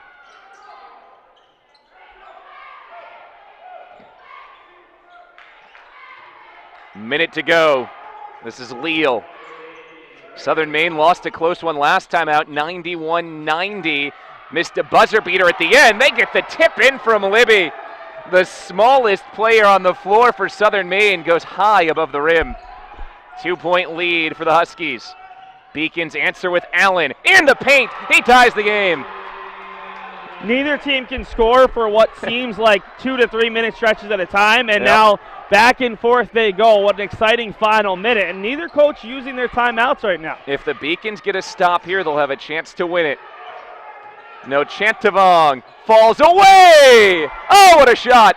I love that defense. They put Neil Cesar, the most athletic player, on him. That's just a phenomenal finish. There's not much you can do. Shot clock off. Beacons will let it run. No timeout taken by Jason Harris. He trusts his team. Icer Barnes draws the foul. 2 free throws with a chance to tie. Yeah, that one would have been really nice if he finished it. But first off, you got to focus on your free throws. If he makes both, it's a tie game. If he misses, then you have to think about the offensive rebound or potentially immediately fouling if you don't get the steal. Still a ton of time left in this game. 16.8 points, 16.8 seconds. Barnes misses the first free throw. 19 for Freeman, 15 for Allen, 14 for Barnes. A timeout here for Carl Henriksen. Now no chance to tie the game at the line, but this free throw is still big for Icer Barnes, Seth, because if he makes it, it means that even if UMass Boston fouls Southern Maine won't be able to make it a 2-possession game. At worst, Southern Maine would go up by 3. 70-68. Beacons at 1 point trailed, 65-56. So it's a 12-5 run down the stretch. They're within 2. And Iser Barnes back to the free throw line again. A big free throw here because if he makes it, at worst, 2 free throws for Southern Maine would make it a 3-point game. Yeah, and you have too much time left to think about purposely missing this one at this point, especially because Southern Maine does have that size advantage, even with Jackson out. Barnes just has to really collect himself, focus on this one, and then focus on coming up with a steal. We've already seen Southern Maine turn the ball over a couple times in the backcourt. You don't necessarily have to foul. You just have to foul if you know you're not going to get that steal. Barnes misses the second. Rebound is bounced around. Foul on Powers as he tried to pick Haji Hersey's pocket. Oh, that was close. Yeah, and that ball's already out of the hands. That whistle came late. I don't love the call, but there was definitely physical contact there. And now that's the 4th already on Powers. You have to hope that Haji Hersey misses one, and now you need a 3. At least it was a quick foul, so likely need a 3. You could run it up the floor if you get a quick layup, something you can, within 5 or 6 seconds might be worth taking. Haji Hersey's first point of the game. It's only his 7th free throw of the season. He's 2 for his first 6. But he's another upperclassman, and the Beacons don't have many of them because they don't have many guys who have played a lot of college basketball. There's a miss. Beacons can tie with a 3. Powers rushes it forward. Allen, 8 seconds left, and now you need a 3. Barnes with 6. Steps in deep. Here's Allen. Step back. 3 for the tie. He hit it! Connery Allen with a second to go. They're going to go back and see how much time should be left. It's going to be 0.9 seconds left, but if we have it right now, we're going to get you that 3. What an unselfish play by Barnes, who loves to be the hero. Gives it up for Allen. Great hesitation, and we're going to bring that up for you right now. What a clutch shot as the Beacons will bring in Josh Ruffin. At least it looked like they were going to try to guard the inbounds. As we'll bring that up for us right now. We'll bring it up after this final play. They're going to come out. Freeman's the guy who's guarding the inbound. And with 0.9 seconds, it has to be an immediate catch and shoot. No, Chanthavong off the side of the backboard. We are on our way to overtime. So here comes the play right now, and it's Barnes being unselfish, gets a little bit of room, and Allen running without the ball, the pump fake, and then the deep 3, and you see it just holds up there, and what a big moment there for UMass Boston, forcing overtime. The Beacons didn't hit their free throws. The missed free throw from Haji Hersey gave the Beacons a chance, and they don't call the timeout. I love it, trusting your players, and already we're going to see a big switch to start overtime. Ben Jackson back in the game. That was not an easy shot by any stretch of the imagination by Allen either. He was falling sideways. Talk about guys stepping up today. Allen, 18 points. That's 5 better than his season average. Freeman, 19 points. That is 12 better than his season average. And Iser Barnes, 14 points. That is 7 better than his season average. So the Beacons getting offense from those guys, with Maurice Magras not scoring at all, and Michael Campbell injured. 28 points on the bench. And still the Beacons are in this one heading to overtime. And the good thing right now is there's not a lot of players in foul trouble. Couple guys to watch, though. I believe it's Libby. Either Libby or Leal has 4. And for the Beacons, 4 fouls on Dan Powers. So those guys have to be careful. It's also interesting, Southern Maine going big with Jackson, at least for the opening tip. It'll be interesting to see how they play. Jackson's been on the bench for a while, but his big body has given the Beacons some big problems here in this one. Jackson out there in the spot that Haji Hersey was occupying for the most part down the stretch. Beacons in white, Southern Maine in navy blue. 5 more minutes on the timer. Overtime between UMass Boston and Southern Maine. Beacons trying to snap a 5-game losing streak. Shot clock never started to move the timer down to 21 seconds on the shot clock. At least it's a really easy fix. Everybody knows how much time should be on the clock at that point. It's going to happen. That's the best time for it to happen.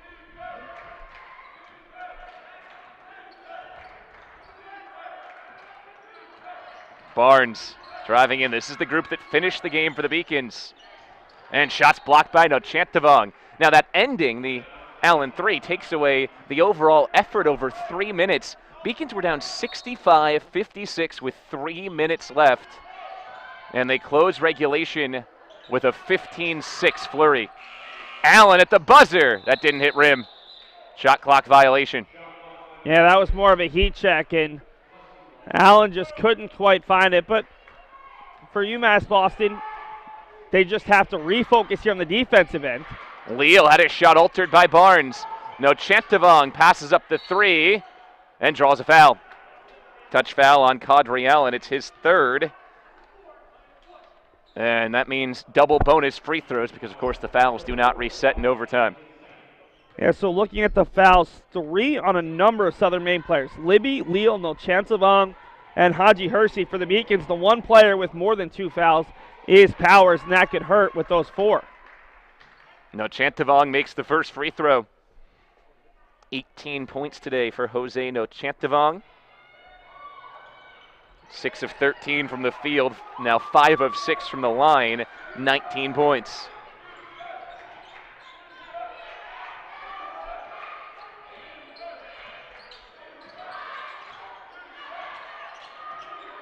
Two-point lead for Southern Maine. Freeman dribbled it off his knee. He gets back to it, trying to take the timeout. He won't get it. It's a jump ball first. I mean, the referees waited. He started calling the timeout. In the men's game, you can't call timeout unless it is from the player on the floor. Yep. But another tie-up, and this one goes Southern Maine's way. It's interesting. Freeman's having a phenomenal game, 19 and 11 and 4 blocks. And Dan Powers with 12 rebounds to go along with his 9 points. That's what Coach Harris was talking about before the game, finding a way to stay in the game as an undersized team rebounding the basketball. Southern Maine only out-rebounded them by 2 in regulation. Jackson posting up down low, still hasn't received the rock. 10 to shoot. Leal gets in tight. He missed the layup, and Powers has his 13th rebound. Barnes accelerates to the rim. He missed. There's Jackson. He's fouled. 2 free throws coming the whole length of the floor after Ister Barnes picks up the foul.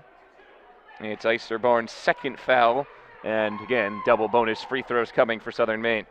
And Barnes just a little bit out of control. He had Allen, who's red hot, wide open on the far wing, looking for another 3, and that could have given you the lead. Instead, you missed the shot, and then you compound the issue by giving up the foul and a chance for 2 more points.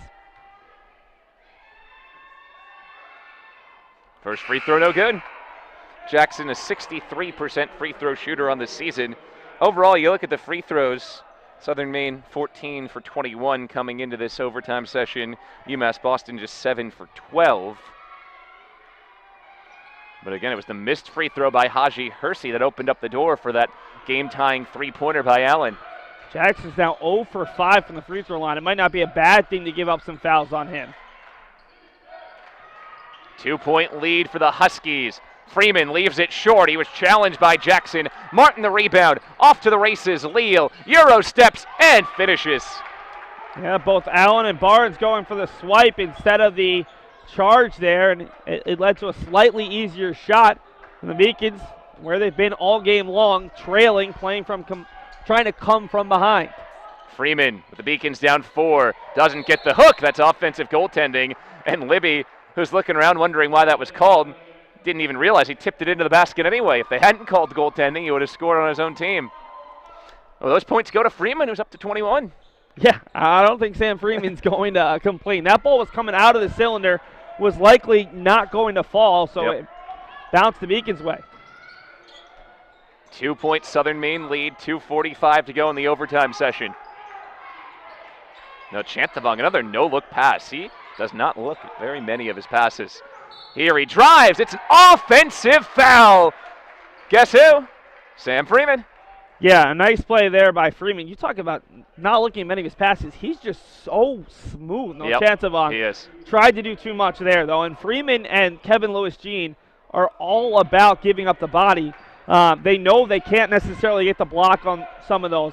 That's the 4th foul, no chance of on. They'll have to be careful. Allen for the tie, missed. Freeman, oh, he couldn't stick back the follow. Stays a 2-point game. Push the pace to Leal. And Southern Maine will use the clock again. They got into this stall ball offense late in the game, but then it took away their effectiveness and allowed the Beacons to make that 9-point comeback in the final 3 minutes. Now Chantavong guarded closely by Barnes. 5 to shoot. No, Chantavong, tough shot. He got it again. Same shot he hit near the end of regulation. He's a guy who's almost unguardable when he wants to be. Yep. 21 today for No Chantavong. Now 8 of 15 from the floor. Powers at the rim. Answers back. Absorbed the bump from Jackson. Double-double for Powers. 11 points, 13 rebounds. Yeah, and that's another one where the Beacons are looking for the call, not going to get it. These referees have let a little bit more play than we're used to, but a pretty consistent crew, especially for Division III standards. Leal plus the foul. Powered through Freeman, who's slow to get back up. I think he took an elbow to the chest there. Hopefully just a little bit winded, but I think Freeman probably took the worst of that one. Yep. Did slide in late, though, was the correct call down on the hardwood. Chance for the largest lead of overtime if Southern Maine's Zach Leal can hit this free throw. Balanced scoring up top for the Huskies. Their top 3 scorers, No Chantavong, Leal, and Libby. 21 today for No Chantavong, 15 for Leal, and 14 for Libby. And Leal's pure on the free throw. He's up to 16 points. 5-point Southern Maine lead. Freeman out of the game for a bit for the Beacons as Barnes misses the early trigger 3. He's had a good game, but that was a very quick shot. Yeah, Bill, you know my feelings on that one. Just a forced shot, and it's not within the offense. And with a minute and 20 seconds to go, you don't have to pressure. You don't have to rush that 3. And those are the kind of mistakes that can cost you in these close games. Bucket here could be a real dagger late in the shot clock. Martin, great pass. Open look, Libby. He's got it. It's an 8-point lead. Timeout, UMass Boston. You could see that play developing from a mile away. Libby had nobody in the area code. Martin with a really unselfish play, passing up a good look for an even better look.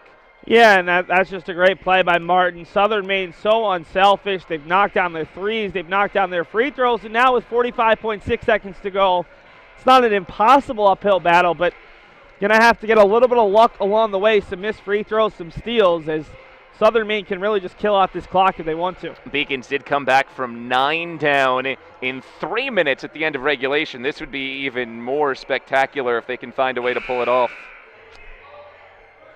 And this is tough for UMass Boston. Another overtime game. They went to 2 overtimes against Bridgewater.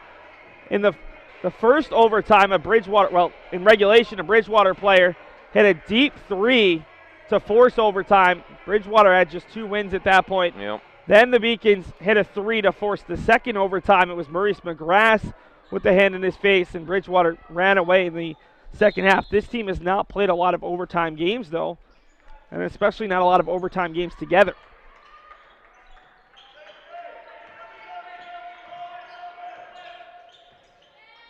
Beacons need quick buckets. Allen from way downtown. He got it again. Kadri Allen has 21. Another tough shot. Well, and if you're going to take that much time off the clock, because they put up 0.4 seconds back up on the clock, then you have to hit a 3.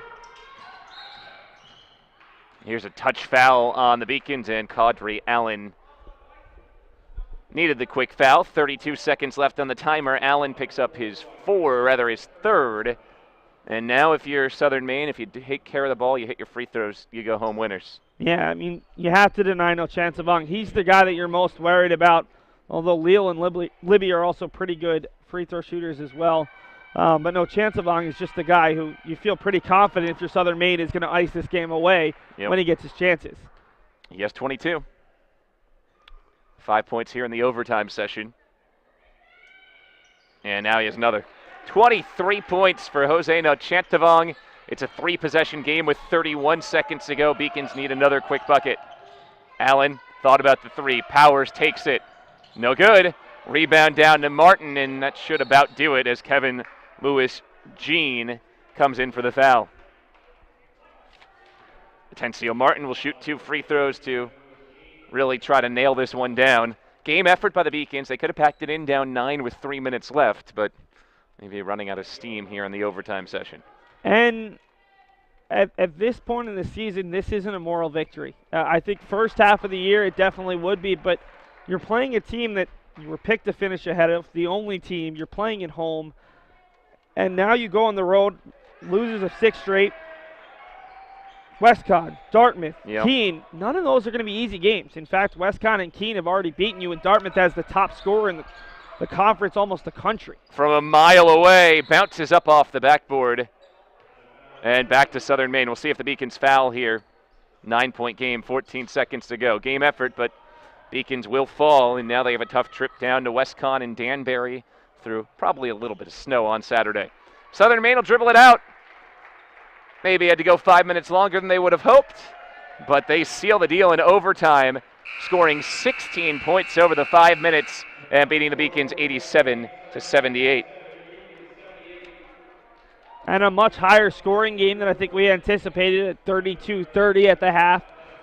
Southern Maine just a little bit too much. I think they got to more of those 50-50 balls, and they just did such a nice job down the stretch of hitting their free throws, with the exception of that last one in regulation they would have loved. But the Beacons got the scoring effort today. They did a lot of things better. They were in this game nearly the whole way. It's just finding that consistent close to 40 minutes because they're still not there yet. Yeah, tough loss for UMass Boston. They fall to 5-11 on the season, 1-5 in conference play. Southern Maine, it moves to 9-7 and 3-3 in conference play. The Huskies sweep the men's and women's doubleheader today. So we'll take a brief commercial break right now. It's nice. Oh, no, we have Jason Coach Harris Harris heading over with Steve. Well, if you're Coach Harris, you got to be conflicted right now. Great finish to regulation. Don't get it done at the end of overtime. And let's say hello to Steve down there with Coach Harris. Coach, you preached in the timeout, last couple timeouts, finishing the game. And you got to finish the game in conference tournaments, and it comes down to the last 2 possessions. How did you not finish today? You know, I think once we took the 3-point lead, we kind of had a trouble scoring. Again, we reverted back to some of our old ways and just had some tough offensive possessions, and that's kind of when you got to really execute, when you got the other team on the ropes. But credit to those guys. Those guys played well. They made big shots, and they got the big rebounds. Again, I think we fouled too much. I don't know whether that was, I don't know what that was. So now, Coach, again, a tough start to the first half, a tough start to the second half. How do you kind of change that around going into Saturday's game? I don't know. Maybe we'll just completely change our lineup. We got to find a way to get our guys jump started. It's unacceptable that it happens to us every game. We do watch it. We try to learn from it. But again, it's one of those things where our guys just got to play through some of these mistakes. So hopefully we're playing our best basketball at the end of the year when it matters. I still think that we have a chance to win this league, win at least the tournament. And that's what our goal is right now. So tonight we're upset, but we're still working towards our goal. Thank you, Coach. Thanks. Back to All right, thanks again, Steve. We'll step aside here, and when we come back, we'll wrap things up on the Beacons post-game show after UMass Boston falls 87-78 in overtime. Beacons on the track! Beacons on the track! My name is Tyler Hart. Beacons on the track! Being on the track and field team here is the greatest decisions I've made besides coming to UMass Boston. When you train together in that sort of intensity, you build a bond with people who are training with you. It's like a higher level of friendship. It's like teammates, it's just a different level. My freshman year, I got a Rookie Athlete of the Year. Outdoor, for my sophomore year, I was the first time I went to nationals. When I jump, it's a little difficult considering I have a hereditary disorder known as amblyopia. There we go. It's pretty much just a partial blindness in the left eye. The best way to describe it is if you have decent prescriptions for contact lenses, you take one of the lenses out, and then you put your hand over the eye with that lens. That's my vision. I rely more on my steps as opposed to my visual perception of how far away the bar is. And since I can't see out of my left eye, I have to sit on the far left-hand side of the class. Hopefully coach for a few years and coach some high school kids, maybe even coach on a college level as like an assistant coach, and go to PA school, and then do a 5-year program and try to get my loans paid back, and then go from there. Back here at the Clark Athletic Center, an 78 overtime win for Southern Maine. Let's look back at the highlights from today's game.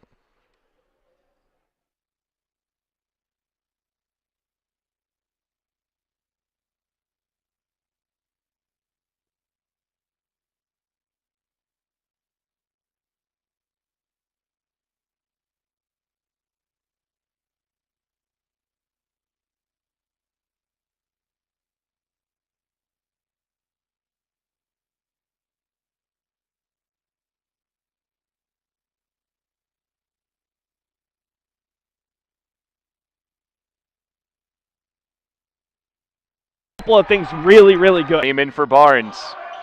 UMass Boston on an 11-2 run. It's a 13-2 run in terms of bunching all of their talent from one state, but pretty close. Toman inside, scores again, marked by Barnes. Skips around for Libby, who's really hot this half. In the corner, Martin! Chanthavong, same score as Nachanthavong has today, and that's a matchup the Beacons would be happy to tie. Powers right to the rim. Pass it. Accelerates. Allen for a big three. Yes! 8 seconds left, and now you need a three. Barnes with 6. Steps in deep. Here's Allen. Step back. 3 for the tie. He hit it! So that's it. Good overtime, or good push to get to overtime for the Beacons. But then in overtime, a 17-8 advantage for Southern Maine. But don't fault the Beacons' effort, Seth, for the way they push back down by 9 points with just 3 minutes to go, and somehow they force OT. Yeah, and there's something to be said about a team that never gives up. Coach Harris, when we talked to him, and I'm sure he started to regret this moment, when we talked to them at the end of right before holiday break, and they were 5-5, and they just come off that big win against an undefeated Keene State team, earned their first conference win. He called the team the Bad News Bears. Well, let's remember the Bad News Bears lost a lot more than they won. Yep. This team is a hodgepodge of athletes coming from all different walks of life, from all different skill levels, and sometimes the story doesn't end up with a storybook ending. In fact, more often than not, it doesn't, especially here at the Division III level, but the Beacons continue to fight, and that's why this team is fun to watch, because even when they lose, they're normally in the game. They're normally competing. They're making big plays, and that Quadri Allen shot is one of the biggest plays of the Beacons season, even in a loss. Beacons fall. We'll take a look at the team's stats. It's a better offensive game maybe than you would have expected as we look at the statistics. Beacons end up shooting 42%. Both teams shot the ball a lot better in the second half. For UMass Boston, what kept them in it was that three-point number, 45% from 3. Yeah, UMass Boston shot extremely well from distance, 9 of 20 on the game. Southern Maine, 8 of 22. Look at some of those extra statistics that don't show up on the board. Points in the paint slightly in favor of Southern Maine. Points off turnovers, +8 in Southern Maine's favor, and they won by 9. That's a tough one. UMass Boston did a much better job. Just 8 turnovers in the second half and overtime. Couple of forced shots, but as we'll get a look right now at the team statistics, just a couple of really, really big performances after they didn't have a player with more than 8 points in the last game. UMass Boston getting some of those great performances that we're looking for. Yeah, Quadri Allen and Sam Freeman with huge games today. Sam Freeman scores 21 points. Quadri Allen ends the game with 24 points for UMass Boston. On the other side, Jose Nachanthavong scores 23 to lead the way for Southern Maine. And along with those 24 points for Quadri Allen, he had 7 assists, along with the 21 points for Sam Freeman. He had 12 rebounds. Dan Powers followed through with 14 rebounds. You had guys stepping up when the Beacons really needed them to. Yeah, and this is the first chance, if you're a Beacons fan, to see Nachanthavong, and he's a real pleasure. But Allen went from looking really unconfident in the first half to having a big game. Sam Freeman, that's a breakout game for him, 21 and 12. And this was just a really fun game to watch. You see it up on your screen. Allen's 3, just a huge moment for him, a guy who had an up-and-down collegiate career, really got pinned to the bench his last couple of seasons under Charlie Titus, and has had a big role this season. But a really fun game, and we expected 2 fun wins, we expected 2 close ones, and we got just that. Well, University of Southern Maine does sweep the doubleheader, but 2 very good games. Take a look ahead at the Beacons' upcoming schedule. Make the trip to Danbury, Connecticut, and Western Connecticut State coming up as we watch the end of the overtime highlights. Southern Maine got a couple clean looks in overtime. Despite Quadri Allen's best efforts, Southern Maine was able to put the game away 87-78. Up next for the Beacons, Western Connecticut State. It's a tough road trip. Then they play UMass Dartmouth and then Keene State, who you know wants some revenge from that Beacon win back in December. Yeah, and last year it was Keene State dominated the Beacons in the first one, and then they came here and the Beacons laid a whooping. It'll be interesting to see if Keene State's able to respond. But this is a big 3-game road trip. You're already sitting at 1-5, I believe, at this point. Yeah, 1-5 in conference play. You're probably not going to be looking at a number 1 seed. Well, you're not going to be looking at number 1 seed, but it's trying to avoid the 8 seed. You don't want the 8 seed because you're going to play Eastern Connecticut State. They're as deep as a team comes. They're as talented as a team comes in this conference, and there's already talk after a win tonight of them being at 6-0, of them going undefeated in conference play. Avoid the 8 seed at all costs, and that's going to mean going up to Southern Maine and beating Southern Maine, and it's going to mean winning somewhere else, as Southern Maine's already up to 3 wins, and they're the team that the Beacons are looking up ahead at outside of Rhode Island College, who I think at some point is going to figure it out. They have all the talent in the world, but they came into the day tied with the Beacons, but Rhode Island College has already beaten UMass Boston.